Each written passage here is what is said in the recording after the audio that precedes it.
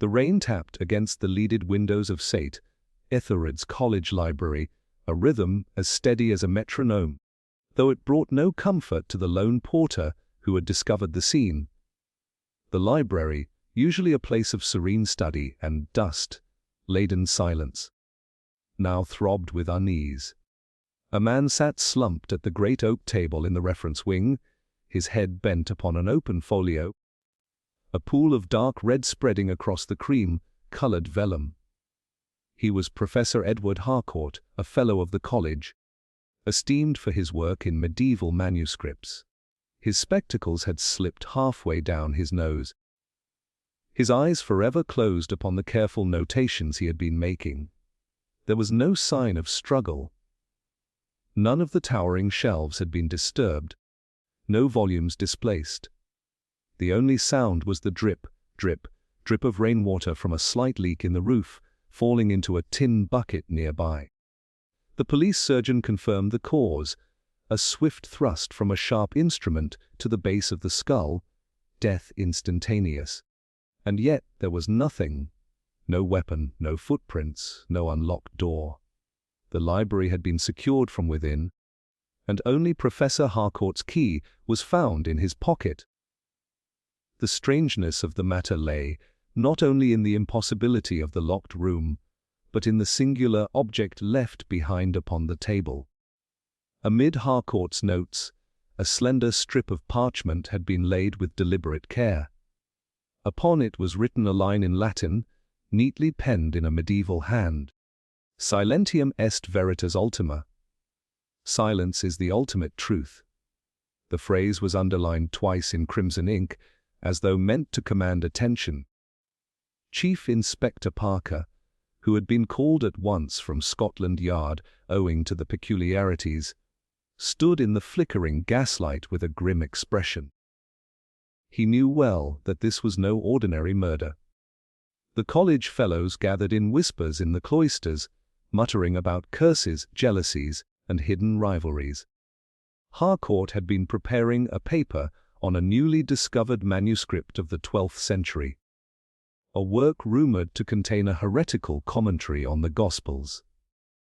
Could this, Parker wondered, have stirred some ancient resentment into modern violence? Or was the motive of a baser sort money, revenge, envy of academic glory? Yet how had the murderer vanished without trace?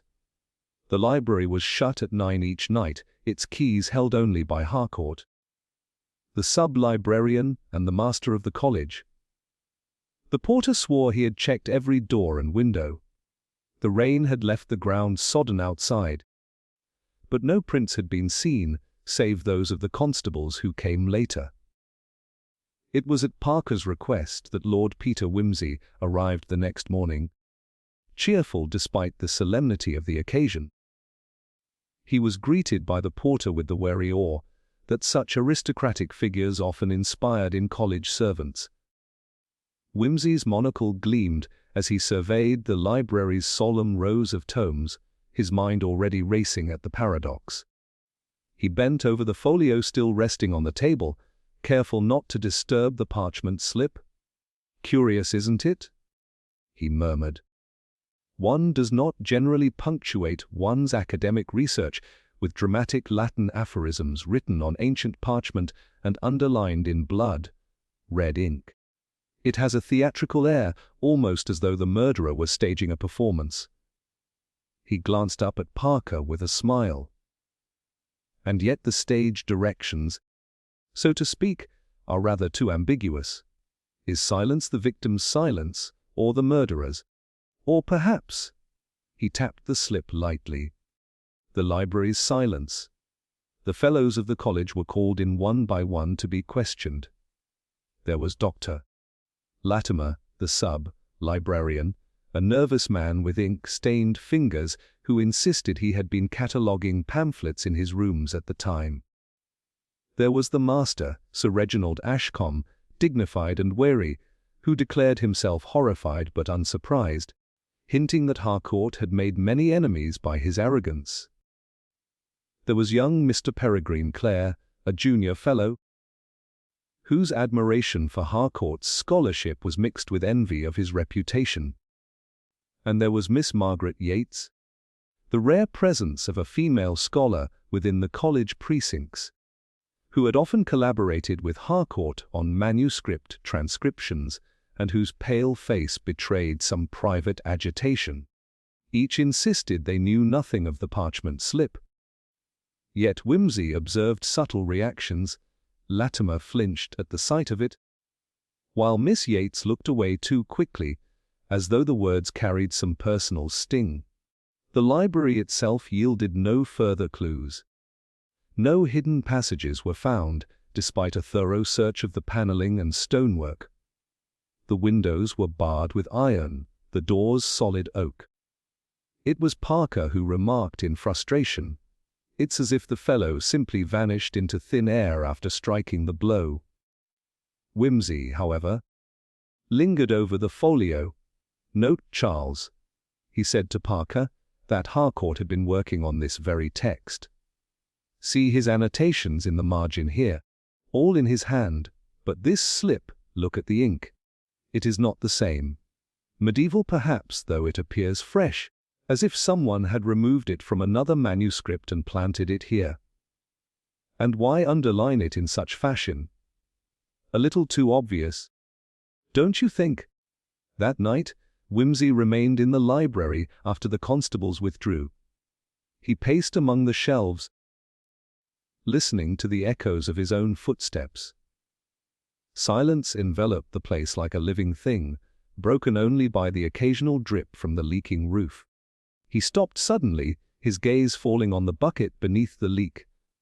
Water splashed rhythmically into its depths.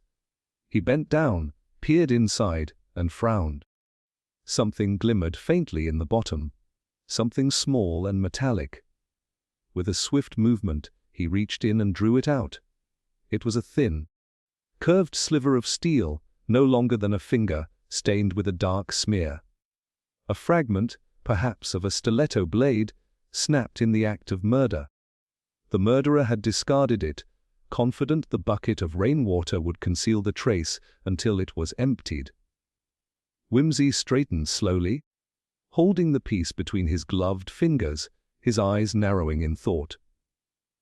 The silent library was not so silent after all. It whispered secrets to those who listened carefully enough. And in that whisper, Whimsy heard the faintest stirrings of motive and method, though the full pattern remained tantalizingly out of reach. The mystery of the silent library had begun to reveal its first enigma. But the deeper riddle still waited in the shadows. Why Harcourt had been silenced, and what truth had died with him amid the musty scent of old books and rain. Lord Peter Whimsy rose early the following morning, the shard of steel laid neatly in his waistcoat pocket, his mind restless with possibilities. He breakfasted lightly in the master's lodge, his talk as inconsequential as ever, though Parker, grim and preoccupied, barely touched his food. Whimsy noted the way the master's hand trembled as he poured the coffee, the silence that fell whenever Harcourt's name was mentioned, and the sideways glance exchanged between Latimer and Miss Yates. Such glances were small things, but Whimsy's eye had been sharpened by long habit, and he stored them away like a magpie with bright trinkets. After the meal, Parker and his constables busied themselves with the business of statements and timetables, laboring over alibis that seemed, on paper, to hold up. Latimer swore again that he had been cataloguing in his rooms, his door locked against disturbance. Miss Yates claimed she had retired early, her landlady in the town able to vouch for her return. Sir Reginald maintained he had been engaged in correspondence. Young Clare admitted he had spent the evening in the junior common room, playing chess with another fellow who vouched for him. To Parker's mind, it was all irritatingly tidy, without so much as a cracked seam. Whimsy meanwhile wandered. His gaze strayed to the library, still sealed under police guard, and then to the cloisters where rainwater dripped from the stone grotesques into worn troughs. His attention caught upon a detail that had gone unnoticed. A faint smear of mud upon the flagstones beneath one of the narrow windows leading into the library's side passage. The smear was thin, almost invisible, and yet unmistakably recent. A gardener might have tracked it, perhaps, but Whimsy crouched and touched it with a gloved fingertip. It was clay-like, different from the gravelly soil of the main quadrangle. He rose with a faint smile, tucking the thought away. Later, as Parker directed his men, Whimsy requested a quiet word with Miss Yates. They stood in the cloister's half-light, the cold air drawing color to her cheeks. "You worked with Professor Harcourt, I think," Whimsy said gently, "on the Latin folios. Did the phrase left on the slip, 'Silence is the ultimate truth,' mean anything to you?" Her lips parted, and for a moment something flickered in her expression, a recognition swiftly masked.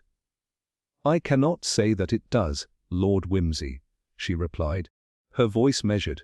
"The phrase is common enough. Mystical, philosophical. Scholars use such phrases all the time." Whimsy nodded affably. "Ah, yes. Of course. And yet you looked away very sharply when first you saw it." She flinched then, though quickly gathered herself. "You are mistaken." But her hands trembled as she clasped her shawl more tightly, and Whimsy did not press further. He had learned that too much pressure too early only hardened resistance. He let her go, watching her retreat across the cloister with hurried steps. That afternoon, the library was opened again for examination, and Whimsy walked its hushed aisles with the deliberate slowness of a man attuned to the smallest irregularity. The great oak table where Harcourt had sat was scrubbed clean, save for the folio and the now carefully preserved parchment slip. Whimsy's eyes wandered to the shelves nearby. Books were aligned in ordered rows, save for one, an illuminated missal placed upside down. To most, it was nothing. To Whimsy, it was a whisper out of tune in a perfect score. He drew it down, flipping carefully through its pages, and found between two of them a faint trace of dust disturbed, as though something small and narrow had once been slid inside. He replaced the book exactly as he had found it and turned toward the porter, who stood uneasily by the door. "Tell me, my good man, does anyone ever come in here late, after the doors are shut?" "Never, my lord," the porter said stoutly. "Professor Harcourt himself locked up that night. I checked after him. Everything was proper." "Indeed, and you noticed nothing unusual?" The porter hesitated. "Only, well, it may be nothing, sir. But I did think I heard voices. Not loud, you understand. Just a murmur, as though someone was speaking softly. I thought it must be the professor himself, reading aloud, as he sometimes did." Whimsy smiled faintly. "And what hour was that?" "Just before 10, sir. I had finished my round." Whimsy stored this carefully. Harcourt should have been alone by then, yet the porter's ear, accustomed to the silence of old stone halls, had caught a second voice. That faint murmur might be the only proof that another had been with Harcourt in his last hour. As the afternoon light dimmed into the long shadows of evening, Whimsy and Parker conferred again in the master's study.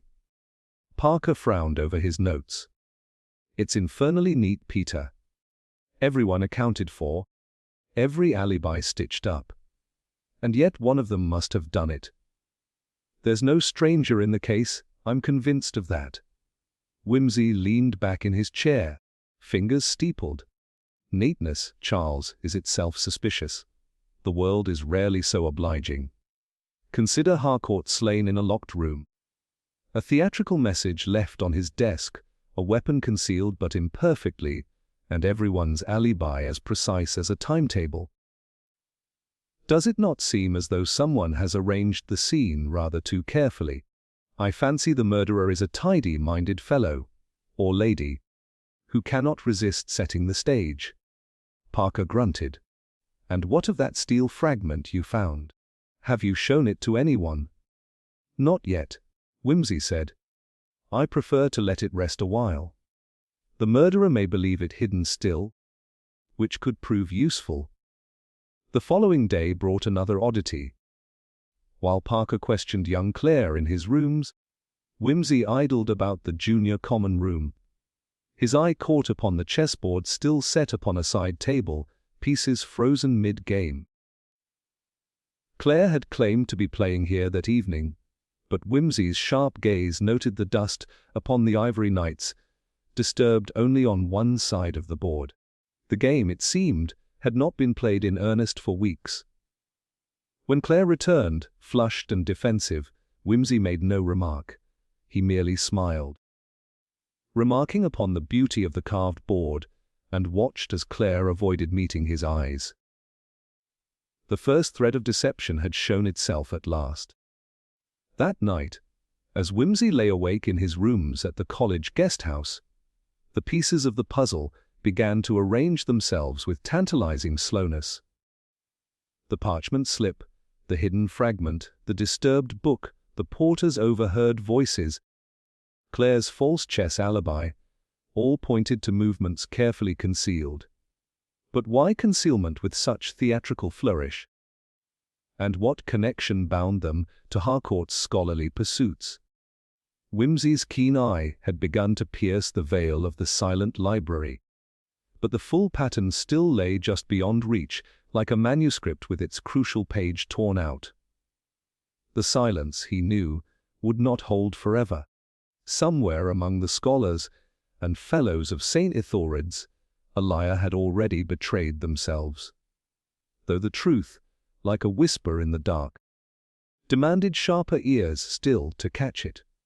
The rain had eased, leaving the quadrangle washed and gleaming, its flagstones slick beneath the pale morning sun. Lord Peter Whimsy strolled across with his usual languid grace, though his mind was alert, fixed upon the contradictory skeins of testimony that wove about the silent library. He had a way of making inquiry appear casual, and this morning he set about drawing out the voices of those entangled in Harcourt's death, each of whom spoke with just enough eagerness or reluctance to betray more than they intended. He began with Dr. Latimer, the sub-librarian, who received him in rooms cluttered with pamphlets and stacks of catalogues. Latimer's hands fussed continually with his spectacles as he described his evening. I was alone, as I told Inspector Parker, sorting through a batch of late Victorian pamphlets. Most tedious work, but necessary. I hardly stirred from my desk all night. Whimsy, perched comfortably on the arm of a chair, tilted his head. Indeed, a lonely occupation, cataloguing. One longs for company. Latimer's lips twitched, uncertain whether to smile. Well, I heard the clock strike 10. After that I did not notice the time. But I was most assuredly here, my lord. Curious, said Whimsy mildly, for the porter heard voices in the library around that very time. One, naturally, was poor Harcourt. But who, I wonder, was the other? Not yourself, I suppose.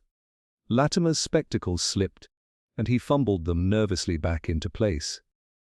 Certainly not. I was here, as I have said. Perhaps the porter imagined it. Perhaps.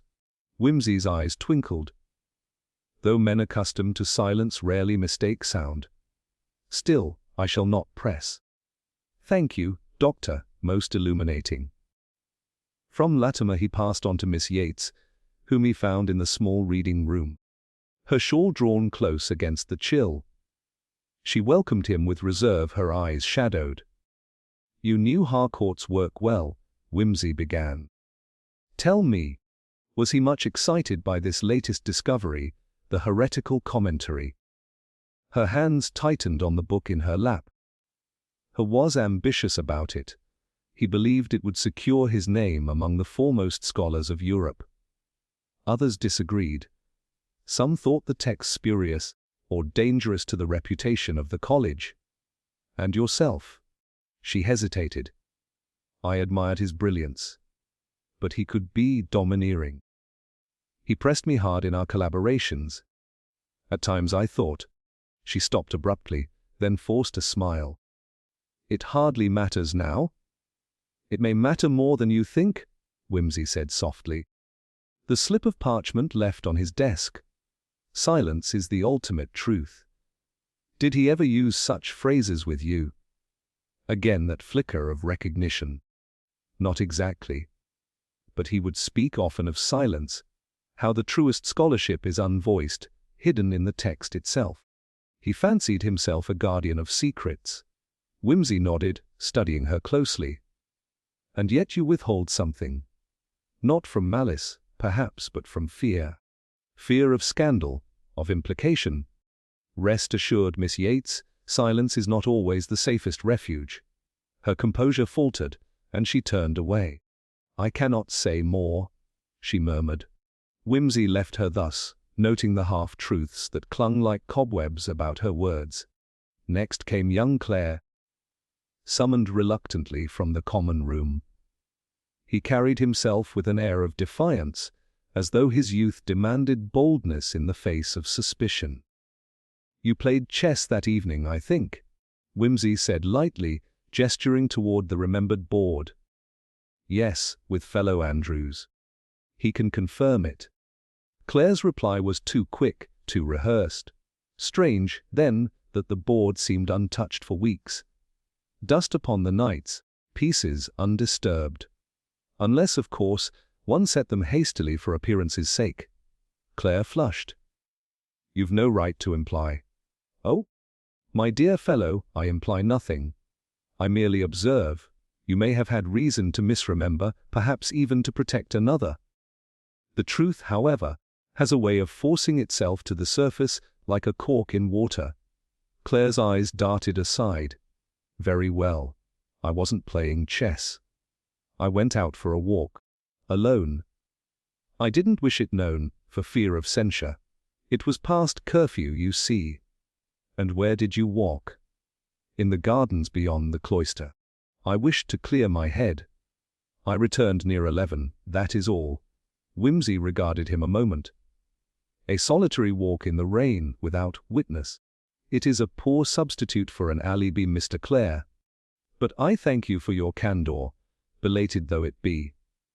Finally Whimsy sought Sir Reginald Ashcombe, the master, seated in his study beneath portraits of stern predecessors. The old man's voice was wary but firm. Harcourt's death is a tragedy, Lord Whimsy, but it is also, I fear, the fruit of his own hubris. He made too many enemies, pressed too hard. It would not surprise me if resentment had festered into violence. Yet within the very walls of the college, Whimsy asked softly. A locked library, no intruder, no disturbance. Surely resentment alone does not fashion so elaborate a crime. Sir Reginald sighed. Then I cannot help you. I was in my rooms, as I have said, writing letters until late. The servants can confirm it. And yet your hand trembled at breakfast when Harcourt's name was spoken. Does it still? The master's eyes flashed. I am old, my lord. Age makes the hand unsteady. Do not read too much into it. Whimsy inclined his head politely, though inwardly he marked the master's sharpness. Too eager, perhaps, to deflect suspicion. When at last all had spoken, Whimsy withdrew again to the silent library. He walked slowly among the rows, hearing in memory the overlapping voices of Latimer's nervous denial, Miss Yates's reluctant silence, Claire's exposed lie, and Ashcombe's wary defiance. Each had given him a different picture of the same evening, when none entirely true. Contradictions lurked at the edges. Latimer claimed solitude, yet the porter heard voices. Miss Yates professed ignorance, yet reacted as one who knew the phrase too well. Claire swore to chess, then confessed to wandering unseen, and Ashcombe, dignified but trembling, spoke with a bitterness that hinted at more than mere disapproval of Harcourt. The library seemed to absorb their deceptions, its ancient stones steeped in secrets. Wimsey paused at the oak table once more, his hand resting lightly upon the folio. The murderer's stage had been set with care, but the actors, those unwilling witnesses, had betrayed their lines. Somewhere among their contradictions lay the first clear glimpse of motive, though it remained veiled. As the light dimmed once again, and the evening shadows gathered, Wimsey felt the tension tighten around him. The silent library was no longer merely a scene of death, it was a chorus of falsehoods, each voice straining to conceal, and each revealing, by its very effort, the outline of the truth. The contradiction circled in Wimsey's mind like chessmen poised on a crowded board. None yet striking, but each menacing the other. He knew now that everyone around Harcourt had something to conceal, though not all concealments were equally damning. The question was not whether they lied, he was certain of that, but why? Motive, like the root of a tangled vine, lay buried beneath layers of half-truths. To unearth it, he would have to tug carefully at each thread until the whole web revealed itself. He began with Harcourt himself, or rather with his work. The folio upon which he had died lay, like an accusing relic, at the heart of the affair. Miss Yates had admitted the manuscript promised renown for Harcourt, though she had hinted at darker undertones, that its heretical content might damage the college. A discovery that could make or break reputations, attract prestige or bring ruin, was enough to inspire envy in rivals, fear in cautious administrators, and perhaps desperation in a close collaborator. Harcourt's ambition, then, was the spark. But who had felt the flame too keenly? Dr. Latimer, the anxious sub-librarian, seemed the least formidable figure, yet Wimsey considered him closely. Latimer had charge of the catalogue and access to manuscripts. If Harcourt's discovery cast doubt upon Latimer's own work, if some misattribution or scholarly error were about to be exposed, then fear of humiliation might be enough to drive him to violence. His denial of being in the library, countered by the porter's tale of voices, placed him dangerously near the scene. Still, Wimsey wondered whether a man so visibly nervous could have managed so precise and theatrical a crime. Unless, of course, nervousness itself was his shield. Miss Yates presented another tangle. Her admiration for Harcourt, mixed with frustration at his domineering manner, suggested both loyalty and resentment. More telling was her reaction to the parchment slip. She knew more of its meaning than she would admit. If Harcourt had intended to publish without acknowledging her contribution, or if he had used her scholarship while offering no credit, jealousy could well sour into anger. Yet Wimsey sensed that her reluctance to speak arose more from fear than spite, fear of scandal, perhaps, or of being entangled in some secret Harcourt had pressed upon her. Then there was young Clare, the impulsive junior fellow. His lie about the chess game exposed him at once. Why would he fabricate such an alibi, if not to hide movements he dared not confess? His eventual claim of wandering in the gardens was weak and unverifiable. Did he seek to meet someone in secret, or had he indeed entered the library, perhaps confronting Harcourt over some slight? Wimsey remembered the mud smear by the cloister window and wondered whether it matched Clare's shoes, for a reckless young man might well leave behind just such a careless trace. Jealousy of Harcourt's reputation, frustration at being overshadowed, or perhaps a more personal grievance could provide ample motive. Lastly, the master, Sir Reginald Ashcombe. He spoke of Harcourt's arrogance with bitter emphasis. His role as guardian of the college's reputation gave him strong reason to dread the scandal of heretical manuscripts. If Harcourt's paper threatened the good name of St. Etheldred's, might the master have seen silencing him as a duty, even a necessity? Wimsey doubted whether such a man would bloody his own hands, but could he have influenced another, encouraged action while keeping himself shielded? His trembling hand, his quick temper, were signs not of guilt perhaps, but of some heavy burden. And then, as always, there were motives yet unspoken: money. Harcourt had left papers and drafts, but also rumors circulated of a wealthy publisher prepared to offer him a handsome advance. Greed has a way of drawing unexpected players into a crime. Did any of the others stand to profit from his death, or from possession of the manuscript itself? Wimsey made a note to inquire further into Harcourt's financial dealings. The web thickened further when Wimsey considered the evidence itself.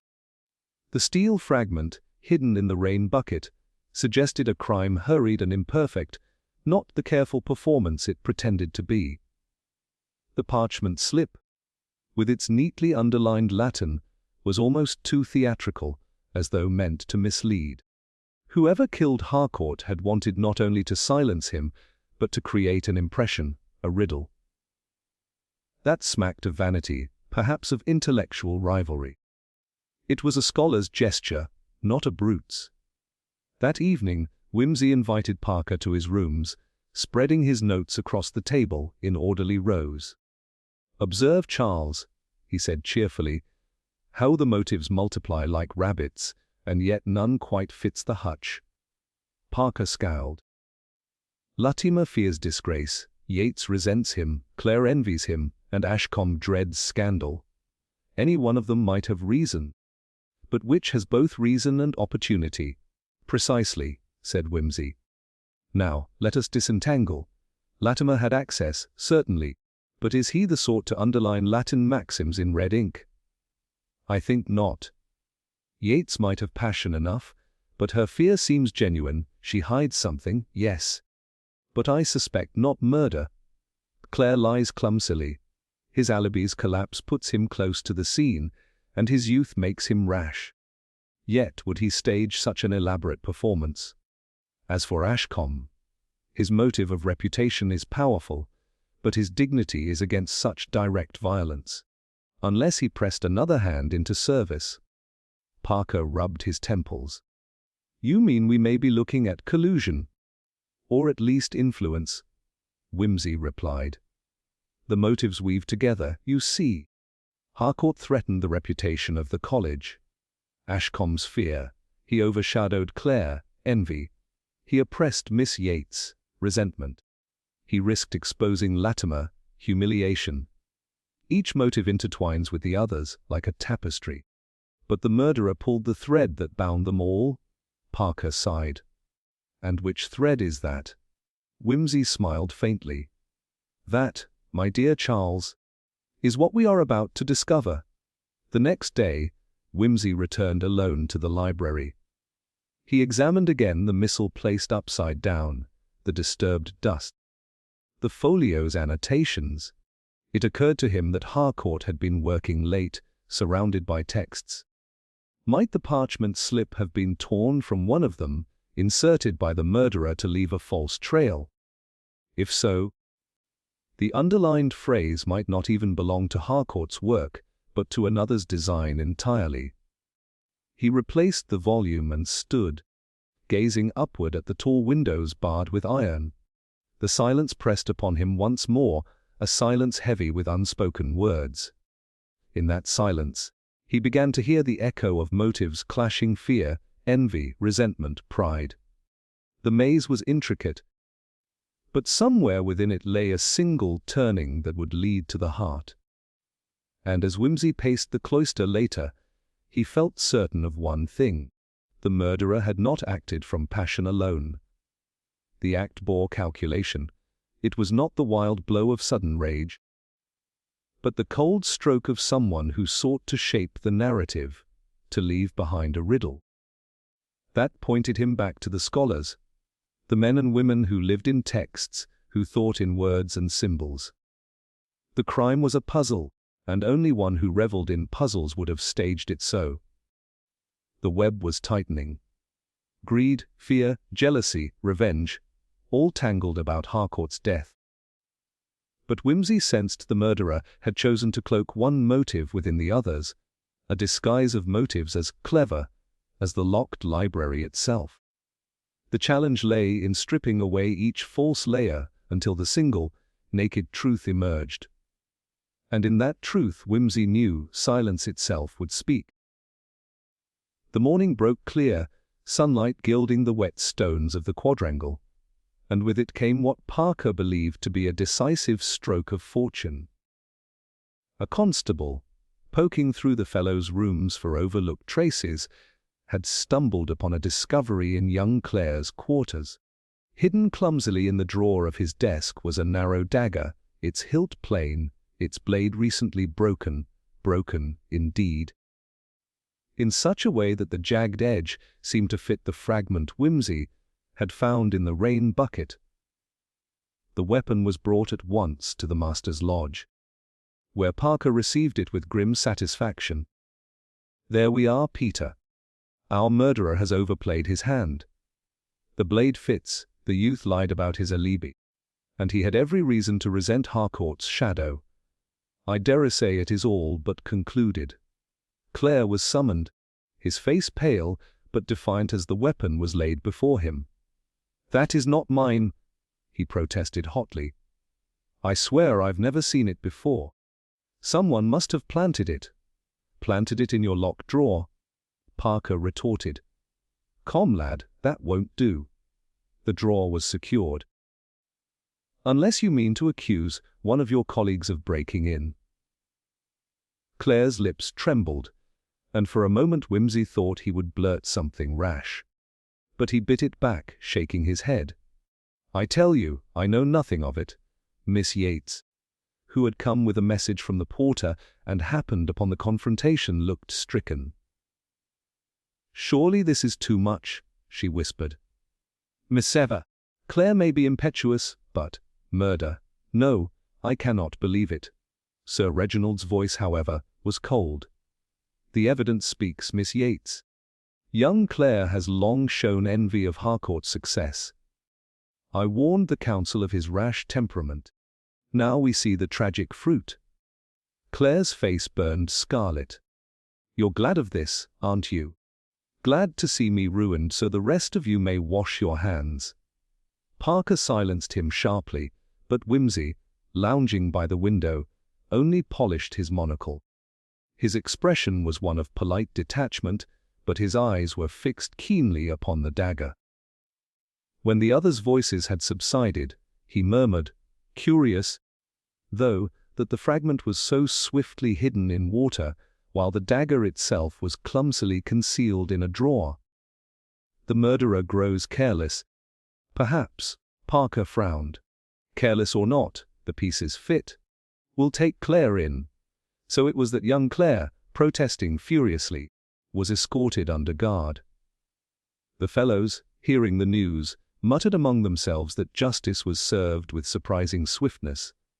Latimer, pale and sweating, declared it a relief, while Miss Yates looked more troubled than before, her eyes following Whimsy as if hoping he might contradict the verdict.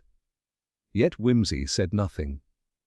He joined Parker in reviewing the formalities, offering no protest while the authorities prepared their report. He even dined that evening with the master, listening politely as Ashcombe spoke of the need to preserve the college's dignity in the face of scandal. And yet, beneath the easy manner, Whimsy's thoughts gnawed like a rat at a sealed door. He returned late to the library, requesting the key from the reluctant porter. Alone beneath the dim lamps, he studied once more the folio, the parchment slip, and the surrounding shelves.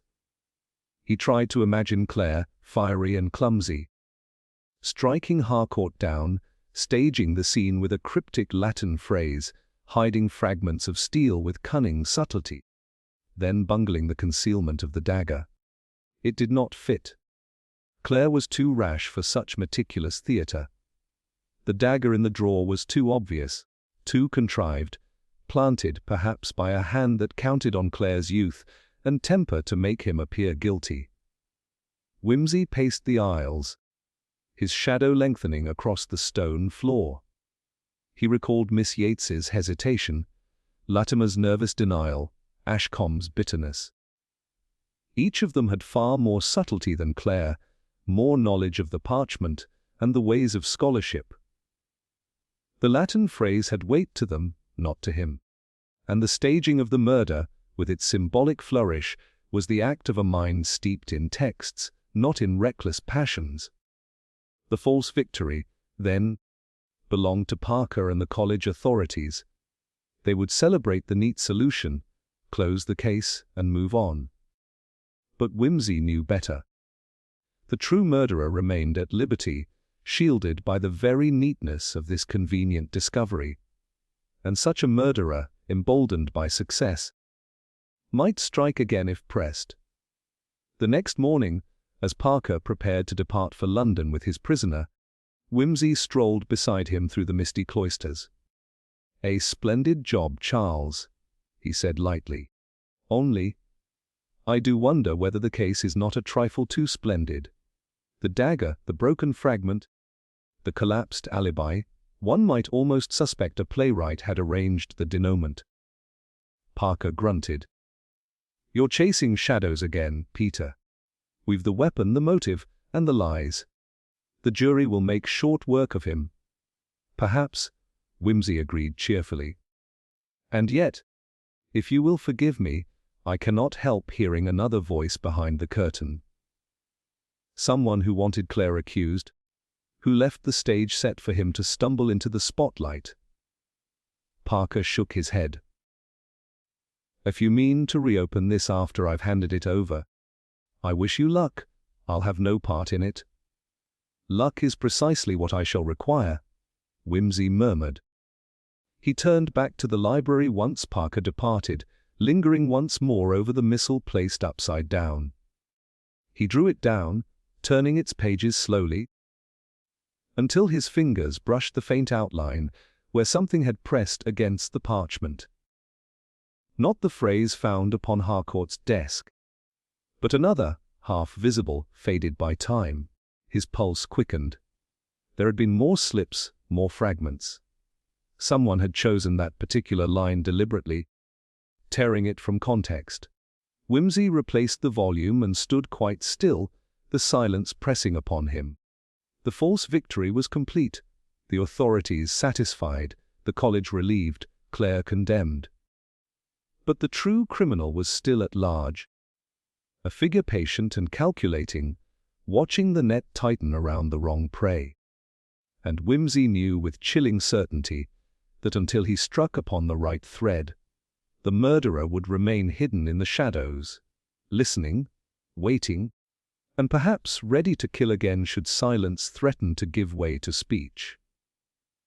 The library, emptied of police and fellows, had regained its hushed solemnity, though to Whimsy the silence seemed more oppressive than ever. He stood before the missal, fingers still tingling from the faint impression he had uncovered. That shadow of text, half visible, long faded, was no ordinary trace. It hinted at another passage once pressed there, another phrase chosen with care. The murderer had not merely scribbled a Latin maxim for effect, but selected a line from a manuscript with deliberate purpose. The clue was older than the crime, and its significance might lie buried deep in the past. Whimsy requested from Latimer, under the guise of curiosity, the catalogue entries for the manuscript collection. Latimer, though still pale from recent shocks, complied with nervous haste, spreading out sheets of handwritten lists. Whimsy leafed through them with apparent idleness, pausing only when he came to a folio noted for its marginalia, commentaries of the 12th century, controversial, bordering on heretical. The very manuscript Harcourt had been examining. There in faded ink was listed the phrase silentium est veritas ultima.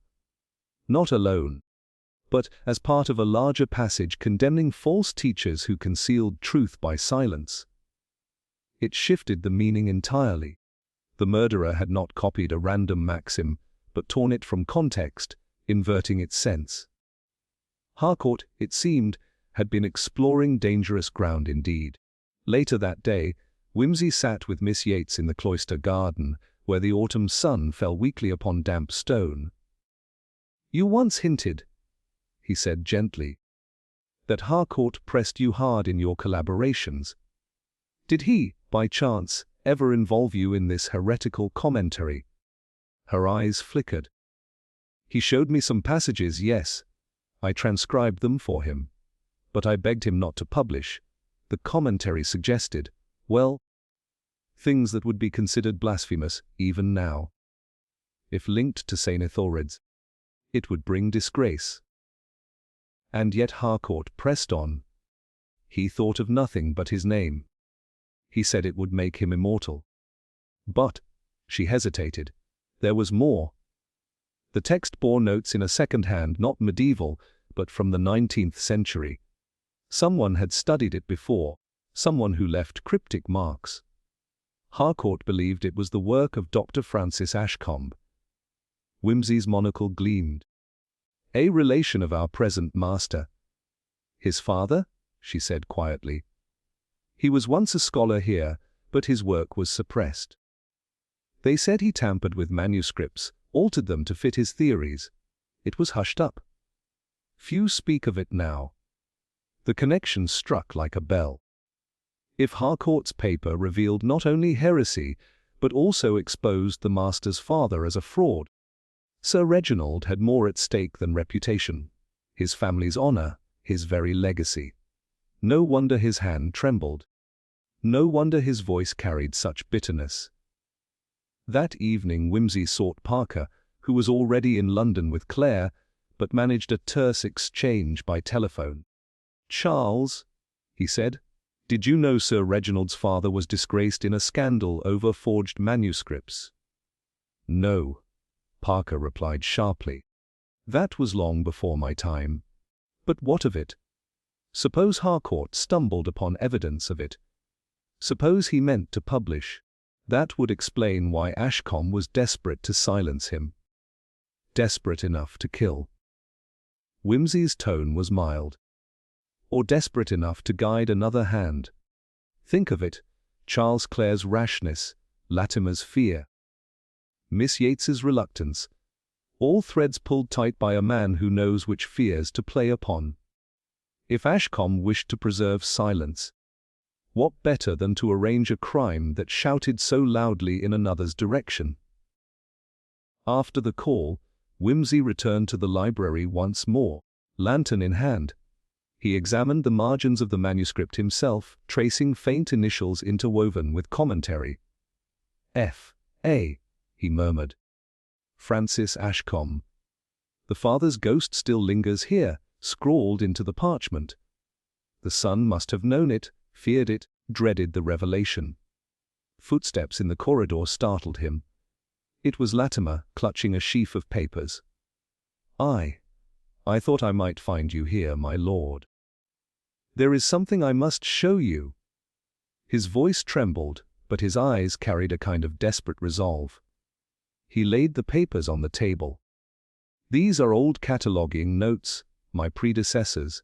I discovered them last night.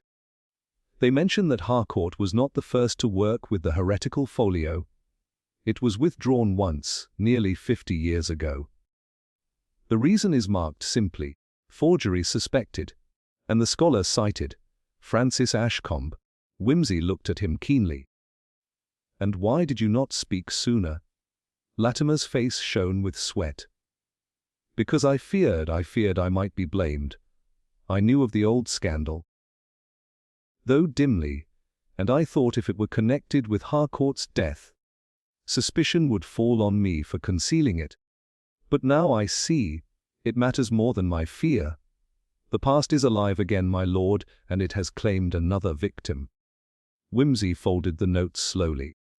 Slipping them into his pocket, the picture sharpened.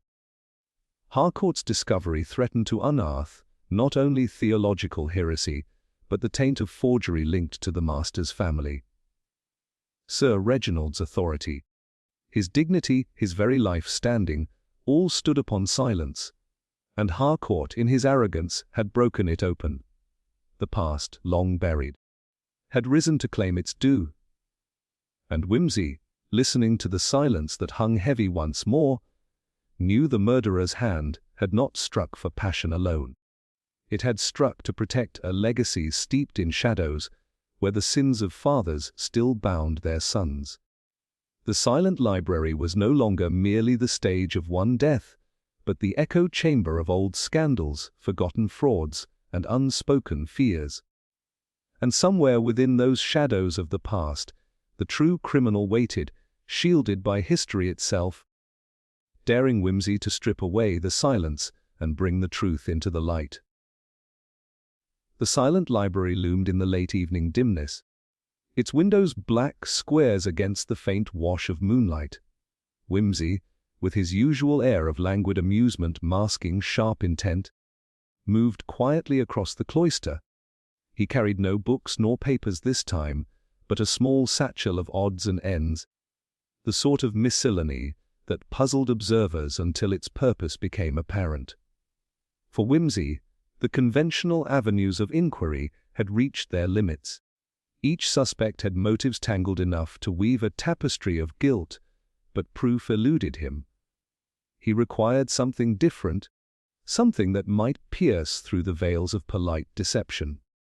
Inside the library, he beckoned Latimer, Claire, Miss Yates, and Sir Reginald to join him under pretext of a final comparative study. The master arrived reluctantly, his lips set in a line of distaste, while Claire swaggered in with a defiant flick of her scarf. Miss Yates, pale and drawn, clutched a notebook as if for protection, and Latimer hovered with the nervous air of a man half resigned to collapse. "Ladies and gentlemen," said Wimsey in his easy drawl, "we have spoken much of manuscripts, of dates and catalogues, of heresies and histories. But what if I told you that the very parchment speaks more clearly than any of us?" He drew from his satchel a small file and a brush. "A friend at the British Museum supplied me with a Regent. Applied carefully, it brings out ink traces long invisible to the naked eye. Tonight, we shall allow the silent manuscript to reveal whether its truth was so very dangerous." There was a stir. Sir Reginald shifted uneasily. Claire rolled her eyes with forced bravado, and Miss Yates whispered something inaudible. Latimer alone seemed riveted with nervous fascination.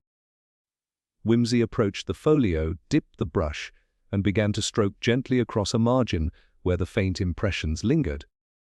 Slowly, under the Regent's touch, ghostly letters swam into being. F. Ashcombe. Not merely initials but a full signature, bold and damning.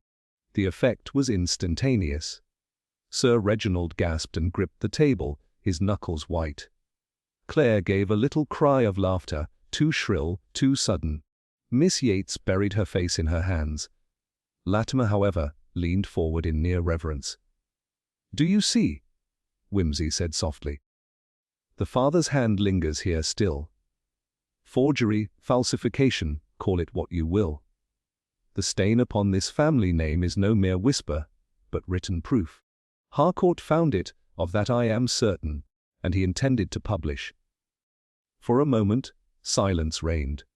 Then Sir Reginald burst out, his control shattering. "You had no right, none of you, to drag my father's memory through the mud after all these years. It is indecent." His face was mottled, his voice shaking with fury and something like fear. "Indecent, perhaps," said Wimsey mildly, "but not untrue.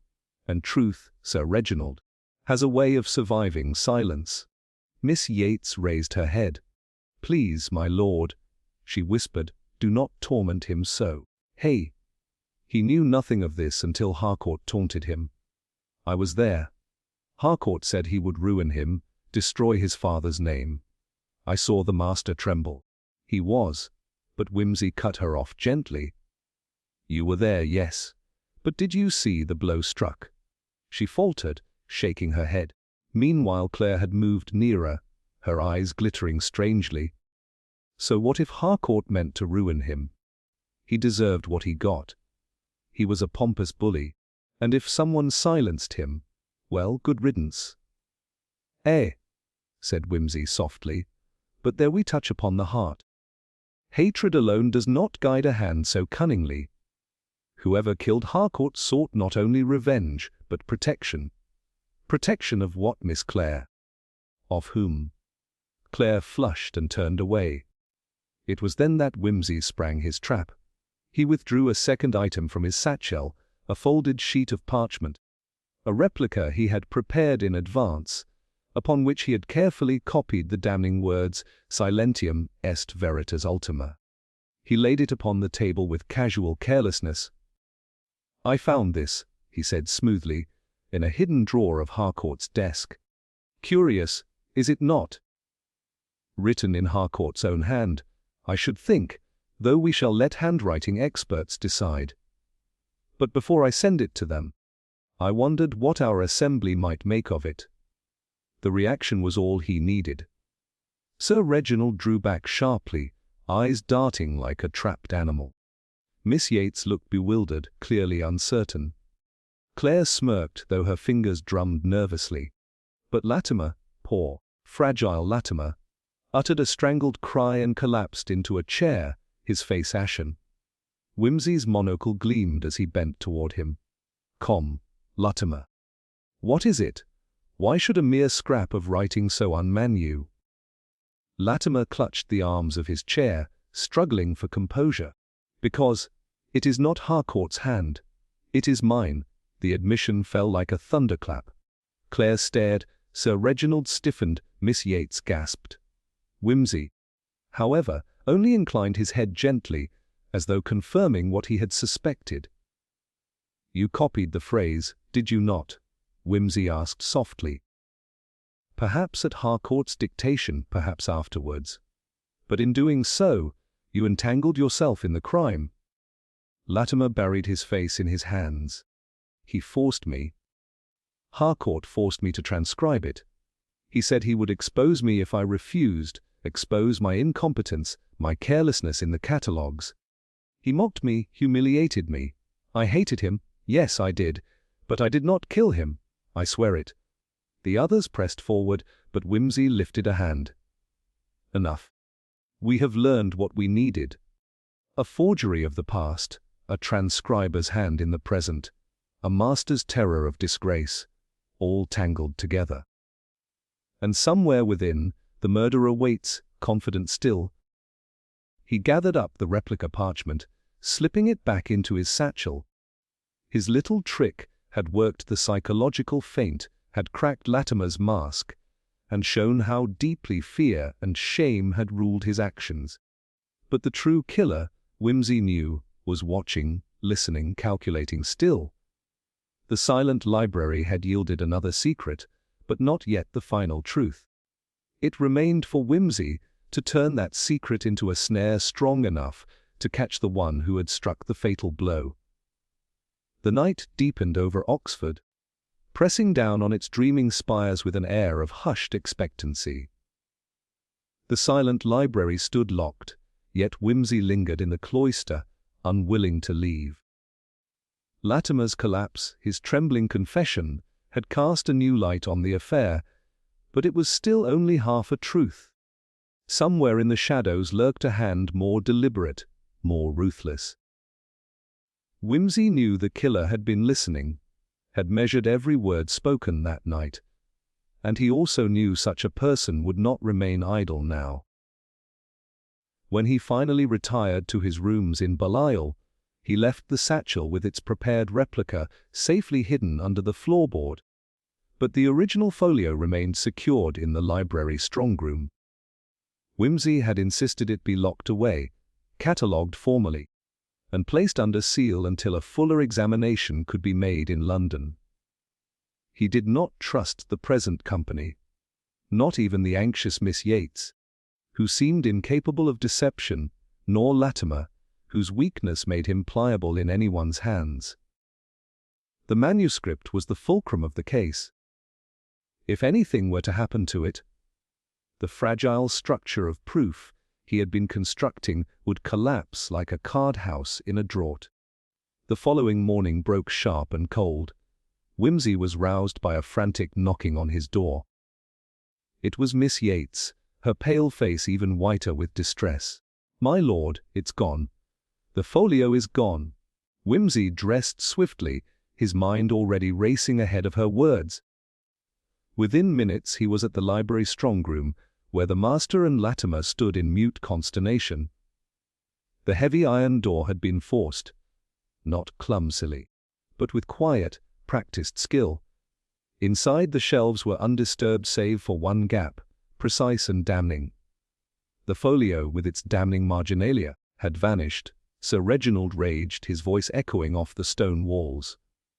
"This is an outrage! A sacred text, stolen under our very noses.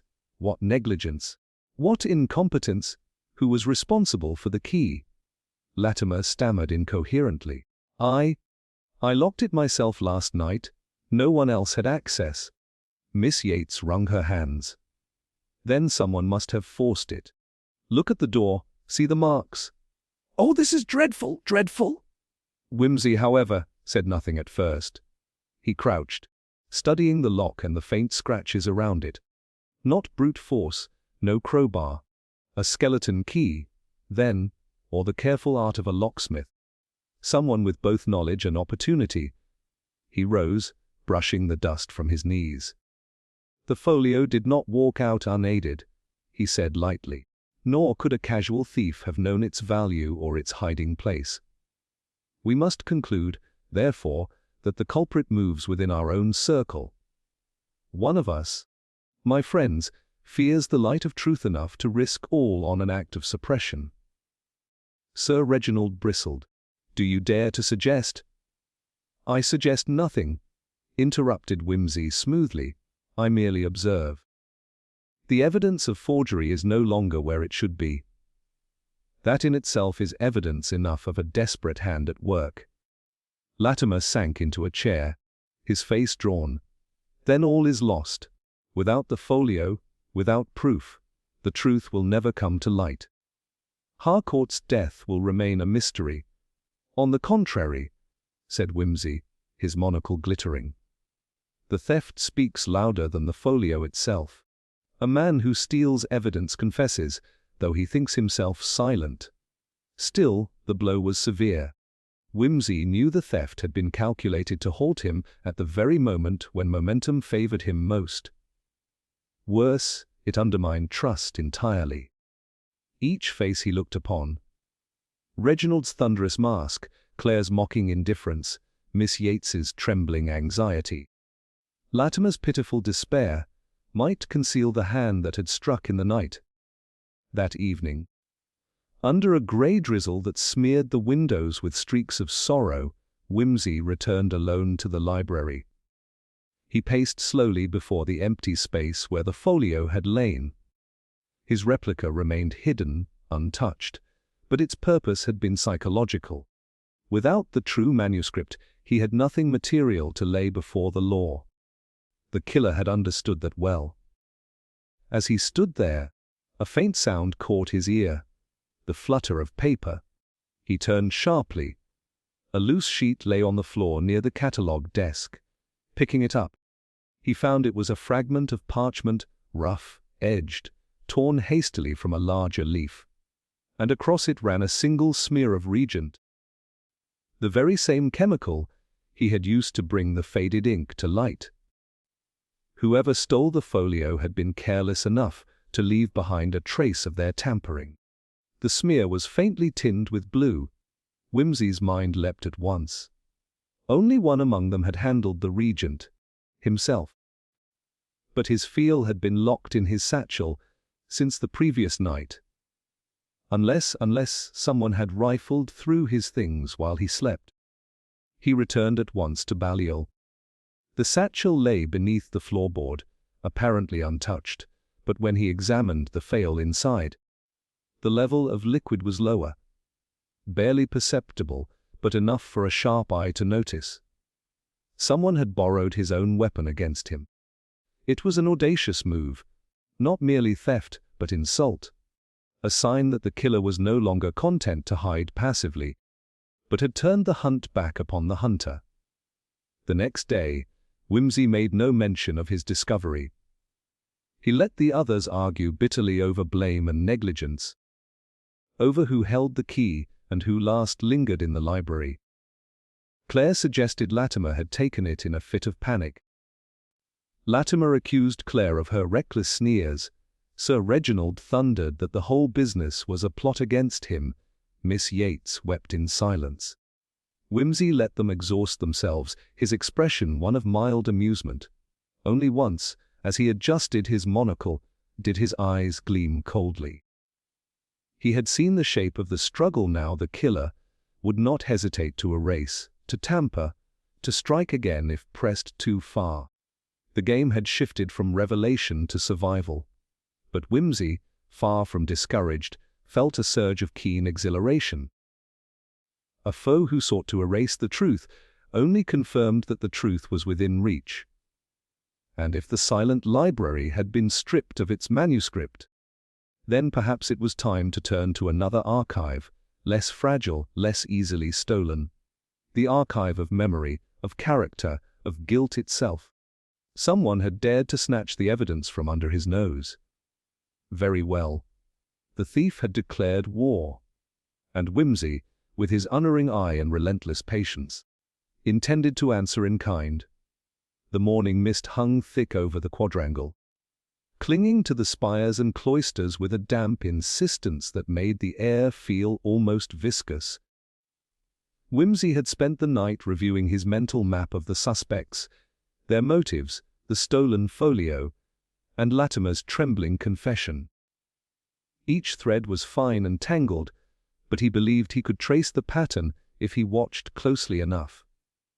He arrived at the library early, expecting the usual quiet, yet the silence was fractured by an unfamiliar sound, a low, metallic scraping echoing from the far end of the gallery. He moved toward it, noting the faint smear of mud on the flagstones, too deep for casual passage, deliberate in its placement. The library doors were still locked behind him, so the sound could only have come from inside. Peering around the corner, he saw a figure crouched by one of the lower shelves, rifling through the drawers with unnerving precision. The figure sprang upright as Whimsy approached, and for a brief moment, the air held the tension of a drawn bow. Whimsy's calm demeanor, as always, masked the rapid calculations in his mind. He stepped forward with deliberate slowness, his gaze taking in the intruder's posture, the coat sleeve, the hands. "Quite audacious?" he said softly. "Searching for something that does not belong to you." The figure froze, then spun, revealing Claire. His face was pale, but his eyes burned with a feverish intensity. This is mine! The folio, I mean! I found it!" They were all going to condemn me for something I did not do. Whimsy's expression remained impassive. "Ah, so you took it, not to destroy, but to conceal.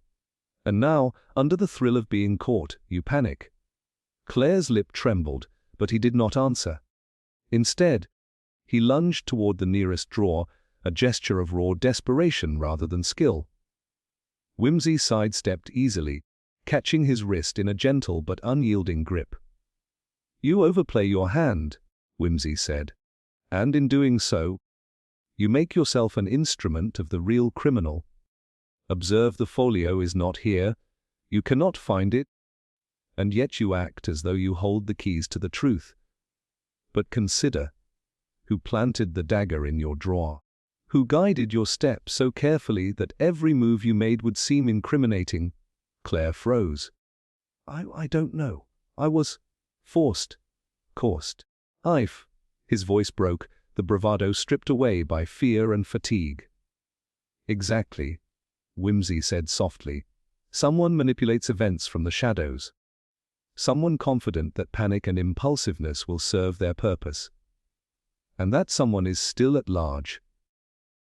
Before Claire could respond, a scream echoed from the upper gallery.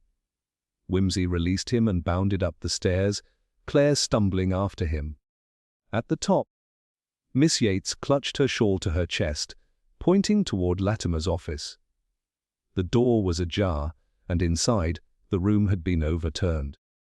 Papers lay scattered, shelves overturned, and in the center, Latimer slumped against the floor, a thin line of blood trailing from a cut on his temple.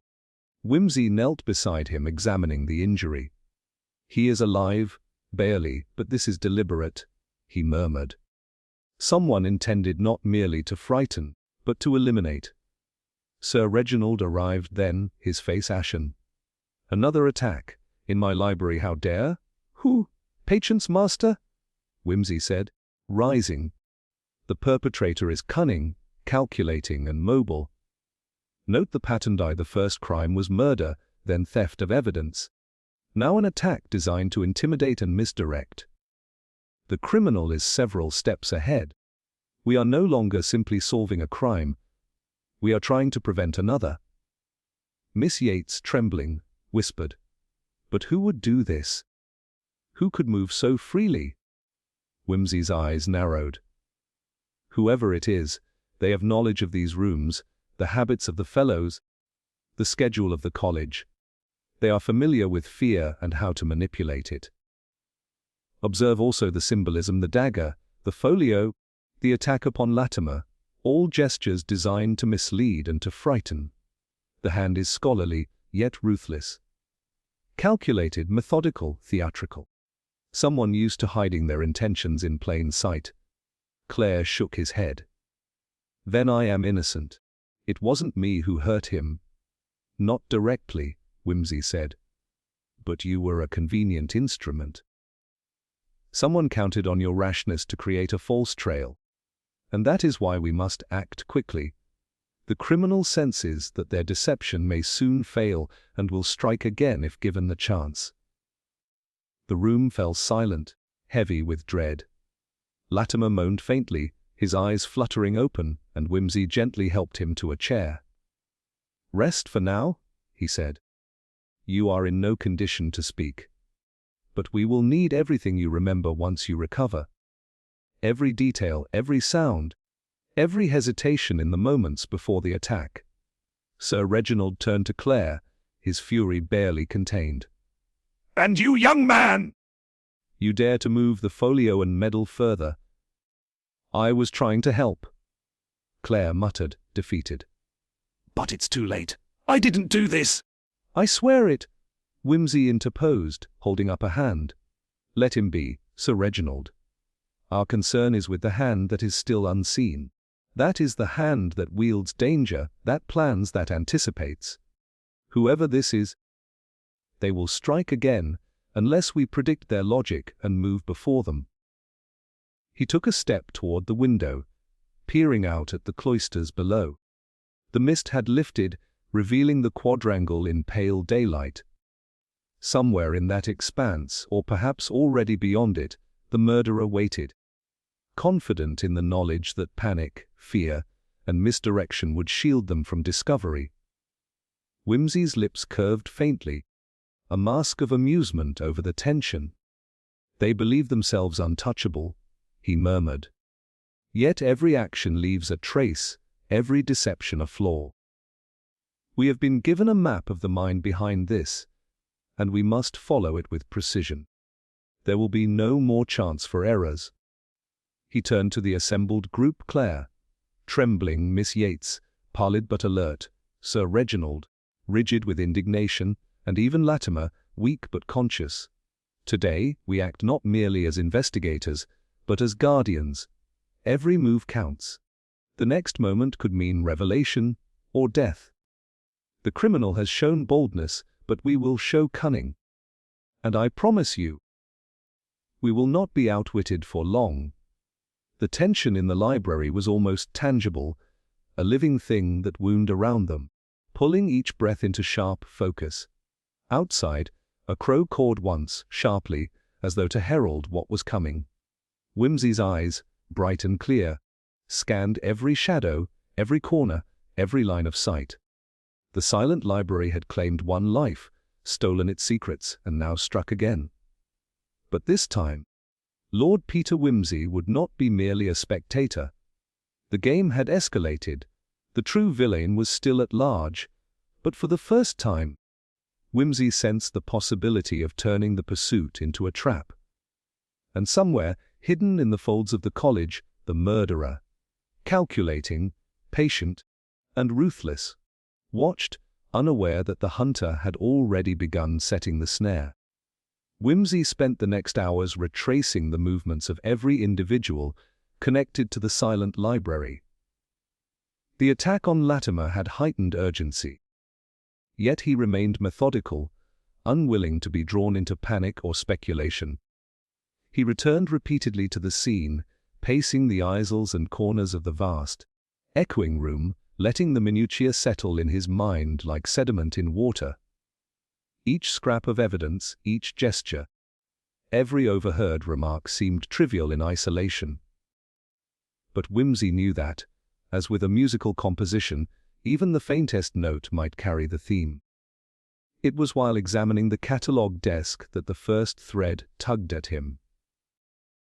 Among the scattered sheets from Latimer's attack, one line seemed oddly precise, an entry almost too neat compared to the others, folio 72B, marginalia preserved. Check initials. Normally, the catalogue was uniform, every line almost indistinguishable from the next, yet here was a tiny deviation, the hand steadier, deliberate.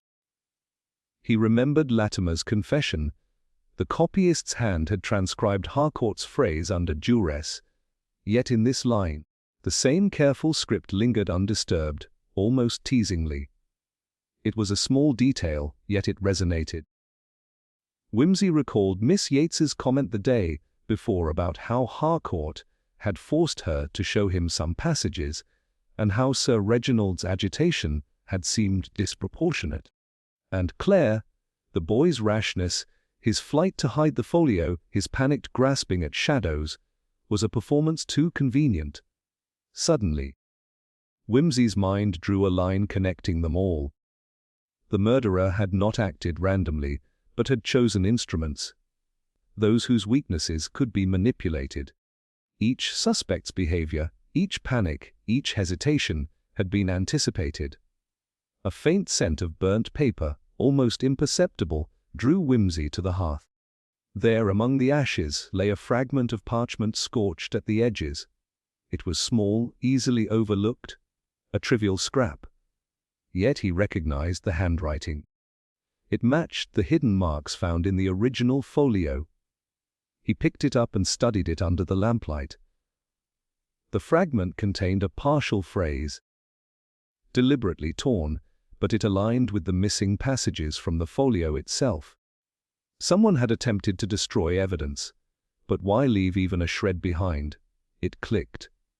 The murderer had been meticulous, yes, but theatrical as well, leaving deliberate traces to mislead and to provoke fear. The dagger planted in Claire's drawer, the staged theft, the attack on Latimer, all acted as diversions, drawing attention to secondary figures while the true culprit remained unseen. Wimsey smiled faintly. The pattern was emerging. The crime was both a shield and a message. Whoever had killed Harcourt sought not only to protect a secret, but to control the narrative, to orchestrate every perception in the college. He considered the behavior of the suspects in light of this. Claire's impulsive actions had been used against him to draw suspicion and divert inquiry. Miss Yates's hesitation concealed nothing malicious, yet her knowledge of the manuscript's passages had made her useful in staging confusion. Latimer, weak and pliable, had been frightened into complicity without understanding the wider consequences. Sir Reginald, motivated by fear of his father's scandal and by a desire to protect the college's reputation, had both motive and opportunity. But none of them had carried out the attack on Harcourt themselves. They had been guided, manipulated, or used as instruments. The true villain was the puppeteer, and Wimsey now saw the strings clearly. The next breakthrough came from an almost forgotten detail: the chemical reagent.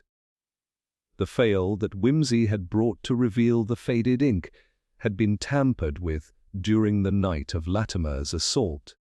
Only someone with knowledge of its purpose, or enough audacity to guess it, could have used it to trace or mislead. The clue was subtle, nearly invisible to anyone else, yet in combination with the ash fragment and the misplaced catalogue entry, it revealed the murderer's methodology. Whimsy sat back, letting the connections form fully in his mind. Harcourt had been killed because he threatened to expose a historical forgery connected to Sir Reginald's family, and because he had discovered information that implicated more than one figure in the college. The murder was designed to appear chaotic, unsolvable, and yet it was carefully planned. Every secondary incident, the planted dagger, the theft, the attack, was part of a pattern meant to misdirect. The minor details, those almost dismissed as accidents, were in fact signposts pointing toward the truth. And then he remembered a seemingly offhand remark from Sir Reginald during the early questioning. The master had mentioned, almost in passing, that he had once checked every corner of the library himself after a prior incident involving a mislaid manuscript. At the time, Whimsy had noted it as the idle boast of a meticulous man. Now, in the context of the pattern, it took on a new meaning. Someone with knowledge of the library's hidden spaces, its overlooked niches, and the habits of its occupants could move without leaving trace evidence. It was then that Whimsy's gaze fell upon the high shelves, usually ignored in the investigation, lined with ancient, seldom accessed tomes. One book, slightly misaligned, caught his attention. He reached for it, and as he pulled, a small compartment behind it yielded a folded sheet of paper, another fragment of the original folio, protected and concealed. The handwriting was unmistakable, the same cryptic marks of Francis Ashcombe, the father, and the faint trace of Sir Reginald's hand in annotations. The evidence had been hidden in plain sight, where only the most observant would notice. Whimsy felt the thrill of revelation stir in his chest. The pattern was clear now. The murderer had relied upon the obscurity of the library's vast collection and the predictability of human behavior. They had calculated every reaction, every hesitation, and left small clues that only a mind trained to see beyond the obvious could interpret. The crime was a riddle, and the solution had always been encoded in these minor, easily dismissed details. He gathered the fragments carefully, noting the sequence, the handwriting, the locations, the chemical traces. Each linked logically to the next, forming a chain that led inexorably to the individual who had orchestrated the chaos. It was no longer a web of random suspicions, but a coherent design. The true criminal had relied on misdirection, on fear, and on the readiness of others to assume guilt. But the smallest anomalies, the almost invisible traces, now illuminated the path clearly. Even the earlier theft of the folio now made sense. It had been staged to create a false lead, to provoke panic, and to test the detective's perception.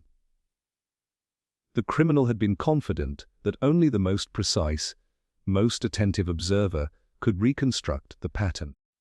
Whimsy's gaze settled on the sequence: the dagger, the stolen folio, the chemical traces, the ash fragment, the catalogue irregularity, the misaligned tome. Each was a deliberate signal, forming a coherent signature of the mind behind the crime.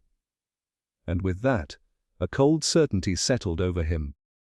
The villain was no longer abstract, no longer merely a shadow manipulating pawns.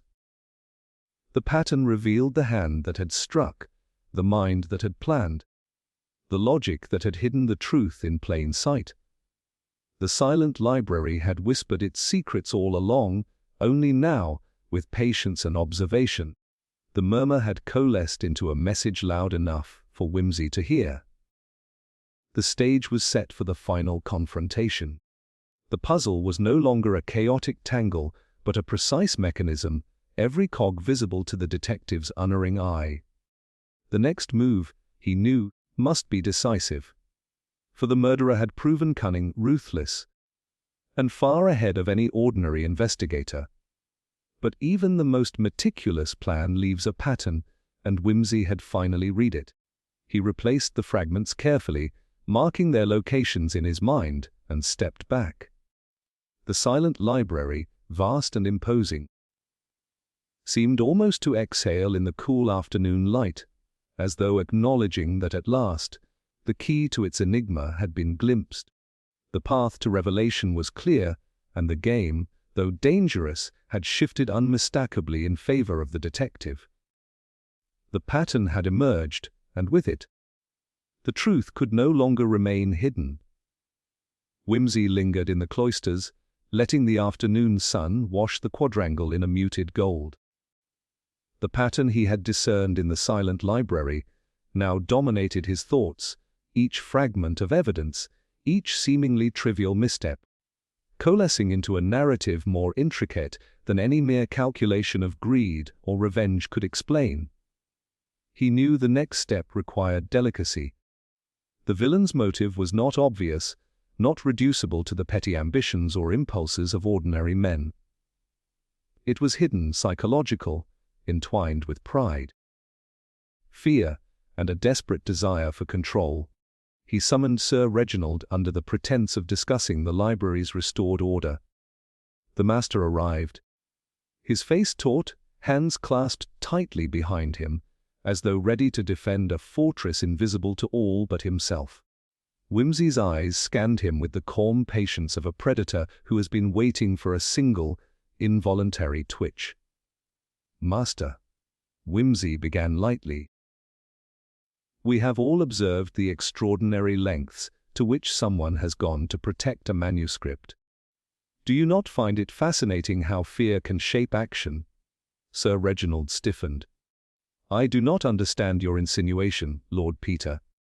I have done nothing." "Surely you do not suspect me?" Whimsy smiled, an expression more of sympathy than accusation. "Oh, I suspect nothing as yet.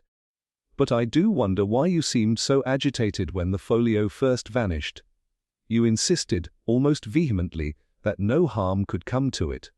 And yet, when Miss Yates and Latimer described the attack, you did not seem merely shocked. You were calculating." Sir Reginald's knuckles whitened as he gripped the rail of the cloister steps. "Calculating? I was concerned. Concerned for the college, for the reputation of my family, for the truth." "Ah," Whimsy murmured. "And here lies the kernel of our understanding. You speak of truth. But whose truth? Harcourt had discovered something, did he not? Something about your father, Francis Ashcombe. Forgery, alteration, falsified marginalia. That was not merely an academic misstep. It was an affront to the family legacy, to the very authority you inherited. And yet, you did not strike in passion. You struck with foresight, did you not? You manipulated others to create diversions, to mask the source of the blow.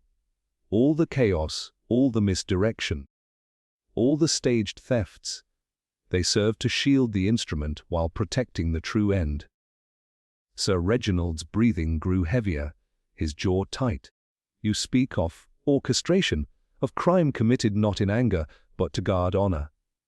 "Exactly," Whimsy said softly. "And now, master, we see the deeper motive. It is not mere fear of exposure, nor greed, nor even the desire for vengeance. It is the need to control the narrative, to decide which truths may be revealed and which must remain hidden. You believed that if Harcourt's discoveries were made public, the very foundations of your life, the respect, the authority, the inherited scholarship, would crumble. You were willing to remove the obstacle entirely rather than risk imperfection in your reputation." Sir Reginald's eyes glinted, a mixture of defiance and the slow recognition of exposure. And so you think you know all. That the world of scholarship and preservation is so simple. Harcourt deserved nothing less than correction. He flaunted dangerous knowledge, and yet had no understanding of consequence. Correction, Whimsy echoed, his tone almost gentle. Be death. By deception. By manipulating others to commit acts they would regret, all while you remained untouchable. The master's posture faltered, just slightly, the first real break in his composed exterior. I did what I thought necessary, he whispered. The college, the legacy, the very truth, it had to be preserved. Harcourt, he would have destroyed it. He had no sense of what should remain silent, what should be protected. My father's work, flawed though it was meant to endure. And I could not allow it to be defamed further. I did what any son would do. Any son who values his inheritance, his heritage, his place in the world. Whimsy's eyes, calm and penetrating, met Reginald's. You speak of inheritance, of legacy, yet your methods went beyond preservation. You struck fear, orchestrated misdirection, and even permitted Latimer to become complicit. You concealed truth beneath a veil of chaos. And all because you could not bear the idea of exposure, humiliation, loss of control. Sir Reginald's voice broke. You make it sound monstrous. But it was necessary. Do you not see? Harcourt would have ruined everything. Yes, Whimsy said quietly. And that is the true motive. It is not greed, nor passion, nor simple vengeance. It is the desire to dominate reality itself, to bend perception, to dictate what is remembered and what is erased. That is why the crime was so complex, so calculated, so theatrical. You wished to remain the arbiter of truth, even at the cost of life. The master sank onto a stone bench, the fight gone from him.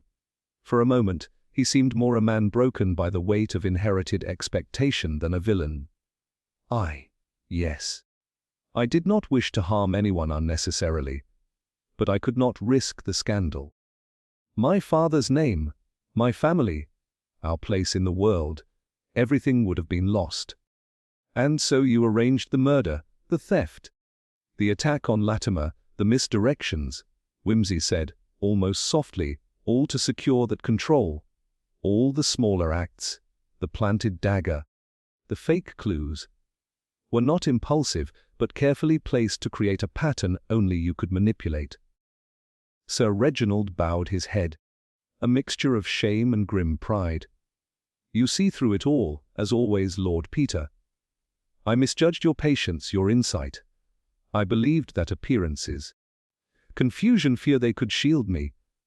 But you, at least, have discerned the shape of it.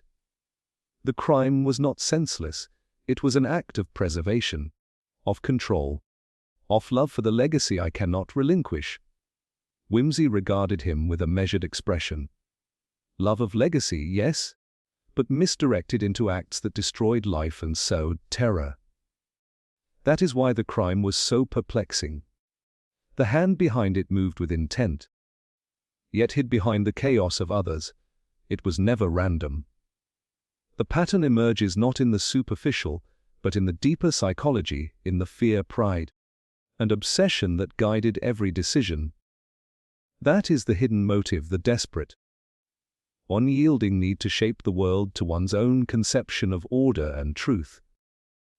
The library seemed to hold its breath as Sir Reginald remained seated, silent now, his features drawn tight with the recognition of exposure and the impossibility of defense. Whimsy's voice softened, almost a murmur. And that is why you went to such lengths. Not for gold, not for revenge, not even for simple hatred, but for control, for the preservation of a truth you believed only you could safeguard. The revelation hung heavy in the air, a tension that was both intimate and overwhelming. Sir Reginald's eyes, for the first time, met Whimsy's not with defiance, but with an acknowledgement of the truth. The crime, intricate and terrifying, was no longer merely a series of violent acts or missteps. It was the outward expression of a mind unwilling to tolerate imperfection, a man who had rationalized murder as the only path to the preservation of his father's name and his own authority. Wimsey rose, his gaze sweeping the library as though to absorb every shadow, every secret corner. The motive, master, is more than mere preservation. It is the psychology of control, the belief that one may dictate what is seen, what is remembered, what is allowed to exist. That is a dangerous philosophy, and now, thanks to your own hand, it has been revealed. Sir Reginald remained silent, bowed in resignation. Outside, the afternoon sun waned, when the quadrangle's stones were cast in lengthening shadows. Wimsey knew that understanding the hidden motive was only part of the resolution. The next steps would require careful orchestration to bring the culprit to justice, to unravel the network of misdirection, and to restore the peace that had been so violently shattered. The true villain's mind had been exposed at last, not merely through evidence or pattern, but through the unveiling of the inner compulsion that had driven him to extremes. The crime had been about control, legacy, and fear, far beyond any ordinary reasoning. And with that revelation, the silent library's enigma began to shift from a puzzle of chaos to a portrait of a man ensnared by his own obsessions, a portrait that Wimsey was now determined to bring into the light. Wimsey spent the hours following his revelation, assembling the pieces with meticulous care. Every trace of misdirection, every planted clue, every trembling witness and flustered suspect had led him to a single conclusion. Sir Reginald Ashcombe was the architect of the murder, the theft, and the attacks designed to cover it. But simply accusing him would accomplish nothing. The master was cunning, meticulous, and had spent years mastering the art of perception. He required a trap, one subtle, irrefutable, and psychologically precise, for the villain would only yield when cornered by the weight of evidence and the inevitability of exposure. The evening drew on, and Wimsey arranged for the suspects to gather in the silent library once more. He instructed Miss Yates and Latimer to be present, their presence essential both as witnesses and as catalysts to provoke Sir Reginald into revealing his own hand. Claire, nervous and guilt-ridden, was also invited, though Wimsey ensured that his role would be carefully guided to avoid interference. When the master arrived, he carried the same controlled demeanor, but Wimsey noted the subtle tremor in his hands, the faint tightening of the jaw. He had sensed the trap would unsettle him, yet he did not anticipate precisely how. "Master," Wimsey began lightly, moving to the center of the library. "We have reconstructed the sequence of events that has so shaken this venerable institution. Every detail, every misstep, every act of fear and desperation, each has been noted and traced with the precision of a scholar's hand." Sir Reginald's eyes narrowed. "I fail to see the point of this assembly, Lord Peter. What proof do you possess?" Wimsey allowed himself a smile mild and disarming. "Proof, master, need not be in a single folio to be compelling. Observe." He gestured toward the arrangement of objects on the central table. The fragments of the stolen folio, carefully reconstructed and annotated, the chemical residue traces, the ash fragment, the misaligned book, and the catalogue notes. Every trace left behind, every deviation in behavior, every miscalculated panic, each is a step in a sequence that leads directly to the hand that orchestrated these events. The master stiffened. "You speak in riddles, Lord Peter. I see only fragments. Perhaps some coincidence or misinterpretation." "Coincidence?" Wimsey asked softly. Stepping closer, "Let us consider the theft. Who alone knew the hiding place of the folio? Who could have manipulated Claire's impulsiveness, Latimer's fear, and Miss Yates's hesitation to create a credible diversion. Sir Reginald's eyes flickered, a small but telling betrayal. "I? No, these are mere assumptions?" Whimsy raised a finger gently, yet with the weight of certainty. "Assumptions, perhaps, but observe the following. The chemical traces were handled only by someone aware of their purpose. The ash fragment was deliberately left to mislead the investigator, and yet the handwriting in the hidden compartment matches the annotated lines that could only originate from one with intimate knowledge of the library's obscure corners. All of these point to a single mind, Master, and that mind, you will find, belongs to you." Sir Reginald took a step back, his composure fraying, the first tremor of panic surfacing. "You... Preposterous! I did nothing! This is an injustice, a fabrication!" "Perhaps," Whimsy replied smoothly, "but consider the attack on Latimer. Only one person could orchestrate such an event without leaving themselves exposed. Only one person could calculate each reaction, guide each participant, and yet remain invisible until now." The Master's breathing became rapid, shallow, as the circle of truth closed in around him. You are suggesting I am stating only what the evidence shows," Whimsy said quietly. "And the pattern is complete, Master. It is too extensive to be coincidental. Your motive, too, has been revealed: the preservation of your father's legacy, the control of the narrative, the fear of exposure and scandal. That fear led to a chain of actions designed to remove the threat posed by Harcourt, and to manipulate others into complicity. Do you deny it?" Sir Reginald's hand twitched toward a hidden drawer at the table. The movement was subtle, almost imperceptible, but Whimsy's eyes caught it. "Do not make any rash gestures, Master," he said, voice calm but firm. "No resistance will succeed. You are surrounded not only by witnesses, but by the record of your own actions." For a moment, a dangerous glint appeared in Sir Reginald's eyes, a flash of desperation. Then, almost imperceptibly, he released the tension in his shoulders. "You have trapped me. Clever, Lord Peter. I see it now. But the world will not understand the necessity. They will call it murder, theft, coercion. They will call it criminal. Yet it was for preservation, for truth. And that, Master, is precisely why the law must intervene," Whimsy replied softly, though every syllable was edged with the force of inevitability. "Preservation does not grant immunity. Fear and pride do not justify homicide. Your elaborate orchestration has been traced in every fragment left behind, in every panic manipulated, in every distraction you set in motion." A long silence followed, the weight of realization settling over Sir Reginald. He sank into a chair, pale and rigid. You have seen the pattern. You have discerned the motive. I confess, though it does not lessen my cause. I only sought to protect what could not endure otherwise." Whimsy inclined his head, expression calm. "Your cause is irrelevant to justice, Master. The meticulous control, the careful manipulation, the destruction and theft of evidence, all of it is now revealed. The sequence is unbroken.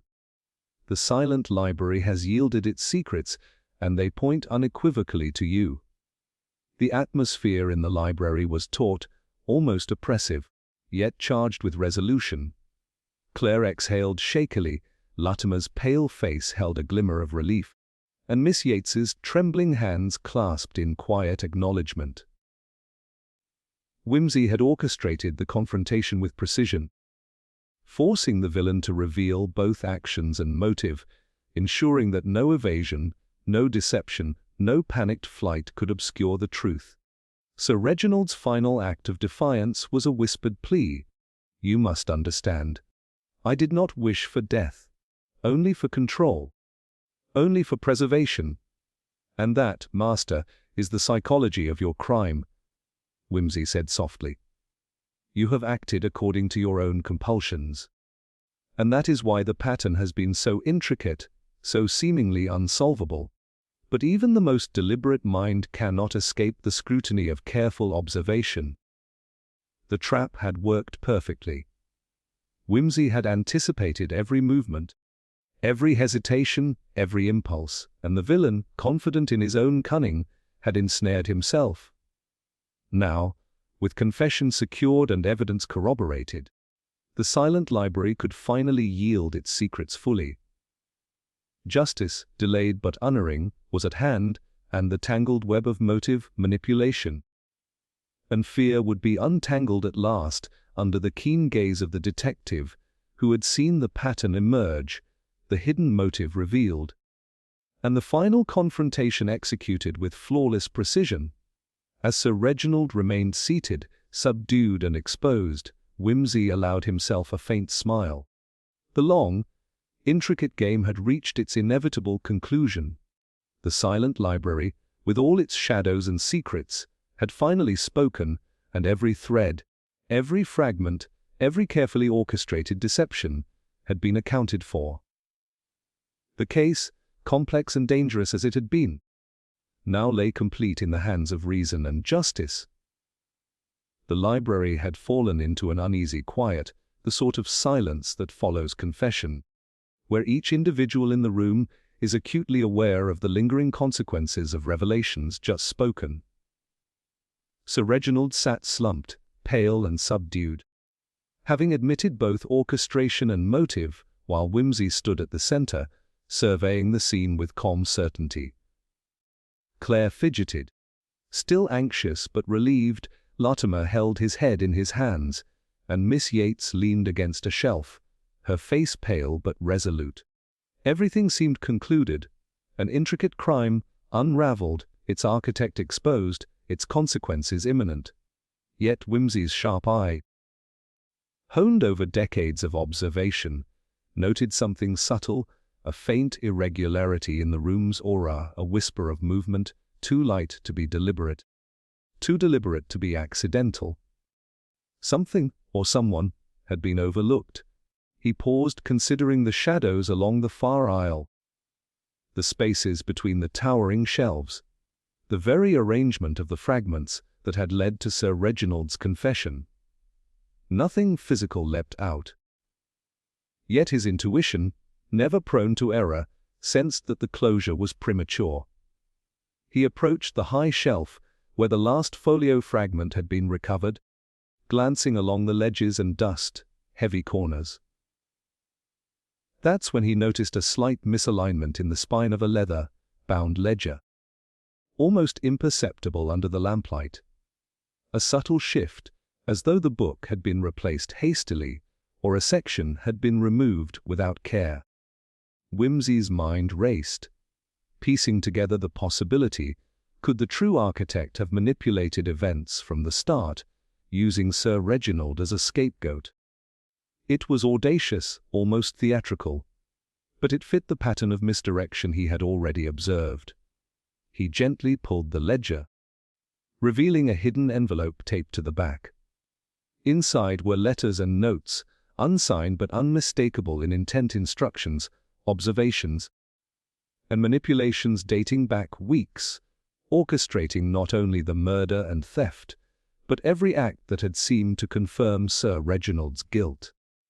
The handwriting was unfamiliar, precise, deliberate, calculating beyond even the master's careful hand. The realization hit Whimsy with a thrill of sudden clarity. While Sir Reginald had acted with fear and obsession, he had not been the only player, and perhaps he had been manipulated into the perfect scapegoat. Whimsy turned sharply, scanning the assembled group. Miss Yates had stiffened, her eyes widening ever so slightly, the kind of minute reaction he had trained himself to read. Claire shifted nervously. Yet it was Latimer who drew his attention. The man's fingers fidgeted with a loose button on his jacket, a gesture incongruous with his previously subdued demeanor. Something was off. Slowly, almost imperceptibly, a new theory began to crystallize in Whimsy's mind. Master Reginald, Whimsy began, voice calm, yet threaded with steel. You confessed your actions, acts done out of fear and a desire for control. Admirable, in a sense, that one could manipulate the chaos so carefully. Yet there is a final question that remains: how did every step align so perfectly? How did the diversions coordinate so seamlessly? And how did the timing ensure that each piece of evidence led precisely to you? Sir Reginald's face twisted in confusion. I do not follow. Surely everything points to me. On the surface, yes, Whimsy replied. But beneath the surface, someone else has been pulling strings. Someone who knew your weaknesses, someone who anticipated your reactions, someone who could choreograph your panic and guide your decisions without your realizing it. Claire stammered. You mean someone else was behind all this? Yes, Whimsy said quietly. And that someone has remained unnoticed, concealed behind the perfect orchestration of events. Observe, if you will, the ledger I have discovered. Its contents map out not only the theft of the folio, but also the attacks, the diversions, and the subtle manipulations of each participant in this tragedy. Latimer's face went pale, and a thin bead of sweat appeared at his temple. Miss Yates clutched her shawl tighter. Whimsy's gaze fell on Latimer, noting the subtle tension in his shoulders, the avoidance of eye contact, the slight tremor in his fingers. You, Whimsy said softly, stepping closer. You observed everything. You guided Claire, you influenced Miss Yates, and you supplied information to Sir Reginald that ensured he would act in ways that concealed your own hand. The dagger in the drawer, the mislaid folio, the attack, it all points not only to manipulation, but to someone who knows the shadows of this place intimately. And you, Latimer, have been moving those shadows from the start. Latimer's eyes darted toward the door, then back to Whimsy, his lips parting, closing, parting again. I don't. You don't need to speak, Whimsy said, voice calm but unyielding. Your silence, your hesitation, your nervous gestures have betrayed you far more than words could.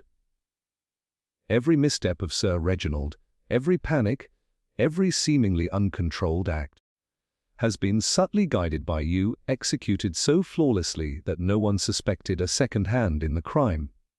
Sir Reginald suddenly rose, a flicker of realization passing over him. You mean it was not I alone?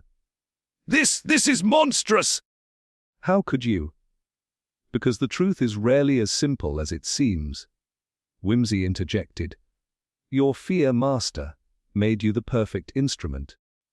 Latimer saw the opportunity and used it to his own advantage. He orchestrated the appearance of control and chaos, leaving you to bear the weight of suspicion, while he operated unseen. Latimer's hand moved toward his coat pocket, and in that instant, Whimsy's reflexes were precise and decisive. He grabbed the man's wrist, twisting it with gentle authority, and Latimer staggered back, caught off balance. Do not attempt a final flourish, sir, Whimsy said softly. Every movement has been anticipated, every gesture mapped. Your game is at an end. The room seemed to hold its breath. Sir Reginald sank back into his chair, pale and shaken, his mind struggling to comprehend the revelation. Claire and Miss Yates stared in shock, the weight of the unanticipated twist pressing upon them. Whimsy held the ledger aloft, letting the pieces of evidence fall into the light, each note, each instruction, each manipulation laid bare. Latimer's defenses crumbled under the weight of inevitability. I only wanted to protect the college, he whispered. I thought I could guide events without harm. I did not expect the death. Intentions matter little in the face of consequences, Whimsy said firmly.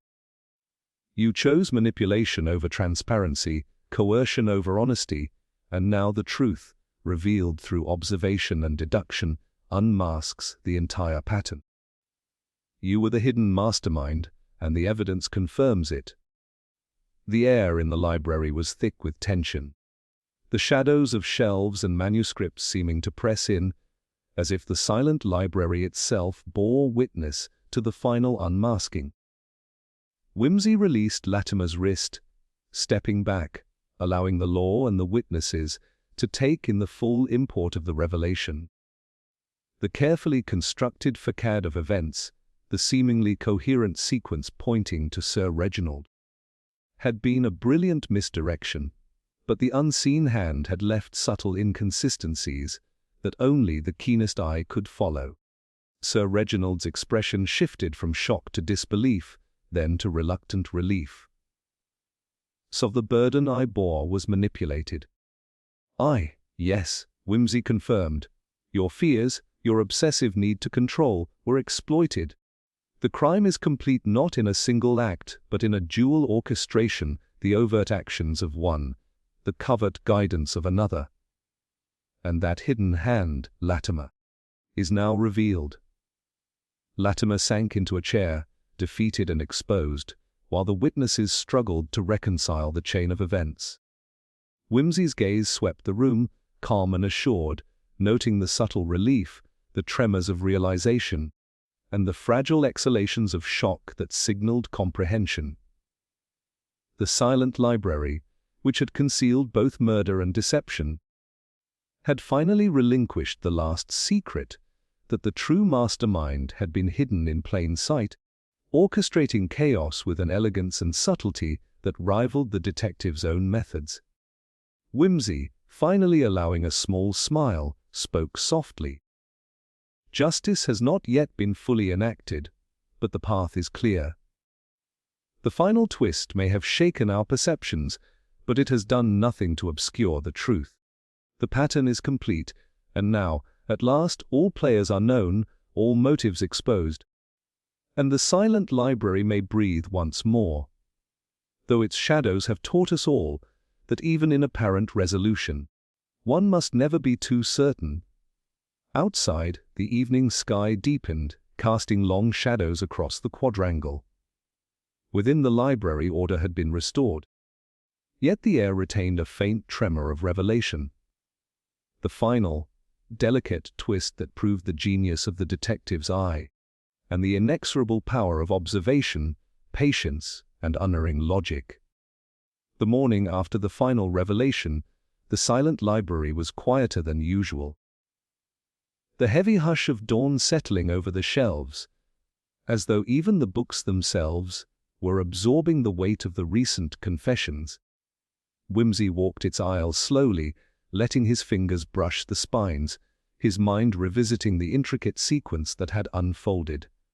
Every step, every misdirection, every manipulated reaction had been catalogued, reconstructed, and traced to its source. The criminals were exposed, the motives revealed, but the final measure of justice had yet to be administered. Outside, the authorities were coordinating to secure Latimer, who remained seated in the library's reading room, pale and subdued, the once confident manipulator reduced to a trembling figure. Sir Reginald, still haunted by both his actions and his manipulation, had agreed to assist fully, providing testimony and insight into Latimer's methods. Yet even as the law prepared to intervene, Whimsy's instincts remained vigilant. A case so intricately plotted rarely concluded without further surprises. He gathered the witnesses, Claire, Miss Yates, and the master, around the central table once more. "Observe carefully," Whimsy began, voice calm, deliberate. "It is often the smallest, seemingly insignificant traces that reveal the full tapestry of events. Many of you focused on overt actions, the theft, the attack, the forged fragments. You saw the chaos, assumed it led directly to motive. Yet the real evidence was subtler. He lifted the ledger Latimer had used to orchestrate the events. These notes, left meticulously in hiding, were intended to guide the investigation away from their author. The chemical residues, the ash fragment, The misaligned tomes all pointed superficially to Sir Reginald, whose fears and obsessions were easily manipulated. Yet they also contained minute irregularities, timing inconsistencies, slight discrepancies in handwriting, annotations that did not match the master's known hand.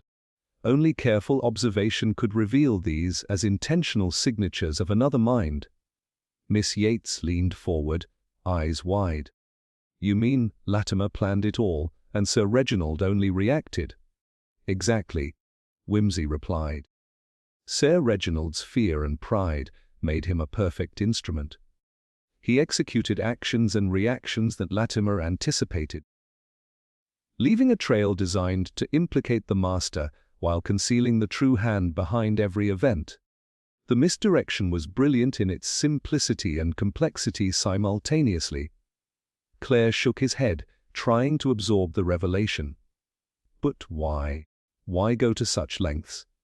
To control Sir Reginald. To cover up what? To dominate perception, Whimsy explained. Latimer was never content merely to influence. He wished to shape every outcome, control every impression, and manipulate the appearance of truth. Harcourt's death, the attack on Latimer himself, the theft of the folio. Every act served to entrench his control while concealing his ultimate role. The hidden motive was not passion or revenge, it was the exercise of power, the orchestration of reality to suit his designs. At that moment, footsteps echoed through the library. Inspector Frobisher, summoned earlier, entered, his expression a mixture of exasperation and respect.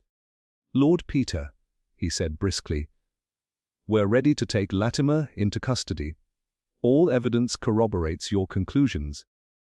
The case can now be formally closed." Whimsy nodded, but his eyes lingered on Latimer, seated and subdued. There was a faint glimmer in the man's gaze, a subtle calculation, a reserve of cunning that had not yet been extinguished. "Be vigilant," Whimsy said softly to the inspector. "Even those seemingly defeated often possess one last card, one final attempt to escape consequence." Latimer was escorted from the library, each step deliberate, yet Whimsy noted the slight tilt of his head, the brief flicker of awareness in his eyes. It was the faint trace of a mind already assessing possibilities, even in defeat. The detective allowed himself a faint smile, recognizing that even the most comprehensive investigation could not fully strip a cunning individual of instinctive survival. Once the man was gone, Whimsy returned to Sir Reginald and the witnesses. "Now, consider the clues that were missed," he said. The chemical residue in the Regent, overlooked at first, suggested a hand both familiar with the library and capable of anticipating forensic scrutiny. The ash fragment, deliberately left, misled those who relied on assumptions rather than observation. Even small gestures, the tilt of a ledger, the misaligned spine, contained embedded information. Each clue, seemingly trivial, formed a network that, when read correctly, revealed the true mastermind. The master, still shaken, nodded slowly. "I see now how easily I was deceived. I acted without realizing I was a pawn, manipulated at every turn." "Yes," Whimsy said, voice gentle. "Your actions, your fears, your obsessions, all were visible to one who understood the library, its rhythms and its people.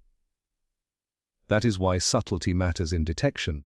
The true criminal hides not in overt gestures, but in the manipulation of others, in the exploitation of predictable human behavior. That is why observation, patience and reasoning are paramount." Claire exiled, still tense. "So justice is served then?" Whimsy paused, glancing toward the doorway through which Latimer had been taken. "Partially," he admitted. "Latimer has been apprehended, and the law will act. But even now, there remains a subtle danger in minds like his. He may escape in small ways, bend perception, or influence others in ways we cannot yet anticipate. Justice in its entirety requires vigilance beyond the courtroom. Miss Yates shivered, though Whimsy offered a reassuring glance. The danger is mitigated, but never entirely eliminated. That is the nature of human cunning. The silent library, like the human mind, holds secrets that must be carefully interpreted. Every misalignment, every hesitation, every small anomaly contains potential insight. That is why detection is never truly complete. It is a perpetual exercise of observation and judgment. Sir Reginald, recovering some composure, finally spoke. Then the pattern, the hidden motive, and even the misdirection, all have been revealed. But does it feel satisfying? Whimsy allowed himself a faint, dry smile. Satisfaction in detection is secondary to clarity. The pattern is clear, the culprit exposed, and the consequences set in motion. Whether the human heart finds peace in that is another matter entirely. What matters is that truth has been laid bare, and those who seek to manipulate it cannot do so indefinitely. He stepped toward the central table. Gathering the fragments of the folio, the ledger, and the minor clues, arranging them once more. Observe how each seemingly insignificant detail played a role: the ash fragment, the chemical traces, the catalogue misalignment, the gestures, the timing, all converge to reveal the hidden hand. That is why attention to detail, patience, and understanding of human behavior are the hallmarks of detection. And that is why, even when justice seems served, one must remain alert. The shadows of the past, the cunning of the mind, and the smallest overlooked trace can alter the outcome if ignored. Outside, the day brightened, casting long, purposeful shafts of light across the library floor. The silent library, heavy with the residue of fear, manipulation, and revelation, seemed to exhale, its secrets revealed yet still guarding faint traces of uncertainty. Whimsy's gaze lingered on the easels and shelves, where shadows and light danced in quiet complexity, and he allowed himself the faintest satisfaction. The case had been unraveled, the pattern revealed, the hidden motive exposed, and justice set in motion. Yet he knew, as he always did, that human cunning never rests entirely. And even the most meticulous detective must remain vigilant. For there are always those who attempt to slip through the cracks of resolution. The library settled once more, a fragile calm taking hold. Justice had been delivered, or at least set firmly on its path. But the lingering awareness of human unpredictability left an unsettling undertone. Whimsy, as ever, was one step ahead, observing, cataloging, and prepared for the next twist, the next deviation, the next hidden hand that might emerge in the shadows. In the silent library, truth had been revealed, yet the echoes of manipulation remained, a quiet reminder that vigilance is eternal, and that even resolved cases carry the faint scent of unfinished business. The library had quieted into a hushed reverence, the air still heavy with the echoes of confessions and revelations. Whimsy walked slowly along the aisles, his hand brushing over the leather bound volumes, as if to absorb the weight of the events that had unfolded. The morning sunlight streamed in through the high windows, illuminating dust motes that drifted lazily in the beams, each a tiny reminder that even in clarity, there were fragments yet to be understood. Latimer had been taken into custody. Sir Reginald sat recovering from his own revelation, and the witnesses were beginning to regain composure. But Whimsy's mind, ever restless, remained alert, scanning for the faintest anomaly, the smallest misstep that might hint at unresolved truth. He paused at the table where the folio fragments had been reconstructed, letting his eyes travel over the subtle misalignments and the faint chemical traces still visible to the practiced observer. Each piece had told a story. Yet something gnawed at the edge of his perception, an imperfection too minor for most to notice, but insistently present to his trained eye. The ledger that had exposed Latimer lay nearby, its pages still containing annotations that had guided the manipulations of the past weeks. Yet one corner, a folded note tucked between pages and overlooked in the initial scan, drew his attention. It bore a cryptic series of numbers and letters, a code of sorts, unconnected to any known ledger or fragment. Wimsey's brow lifted. Even in triumph, the smallest anomaly could signal the beginning of another thread. He carefully unfolded the note. The sequence was enigmatic: an address, a time, and a single isolated word: observe. There were no names, no explicit instructions, nothing to indicate threat or intent. Yet the deliberate nature of the writing suggested a mind that had anticipated scrutiny, leaving a message that would only be discovered by one attentive enough to notice. It was the kind of subtle provocation that both unsettled and intrigued him. The silent library had revealed its secrets, but here, in a detail so minor, it could easily have been discarded. A new possibility hinted at itself. Wimsey's thoughts moved swiftly, connecting threads. The original crime, with its labyrinthine misdirections and careful manipulation, had been a masterclass in subtlety. Latimer had been brilliant in orchestrating the chaos, yet even he had left this trace. A faint, almost imperceptible mark suggesting forward planning beyond the immediate crime. Was it a challenge to those who solved the previous case, or a breadcrumb leading to a new enigma? Wimsey could not yet say, but the faint thrill of anticipation stirred within him. He stepped outside into the cool afternoon air, the quadrangles stretching before him in calm contrast to the turmoil of the preceding days. The sunlight glinted off the cobblestones, and the gentle rustle of leaves in the breeze reminded him that time marched inexorably onward, carrying with it the consequences of human cunning and ambition. Even as justice had been delivered to Latimer, and Sir Reginald's confessions had untangled the immediate chaos, the lingering whisper of the library's secrets remained. One could never assume that closure was absolute. Human ingenuity, like the shadows between the shelves, had a habit of persisting.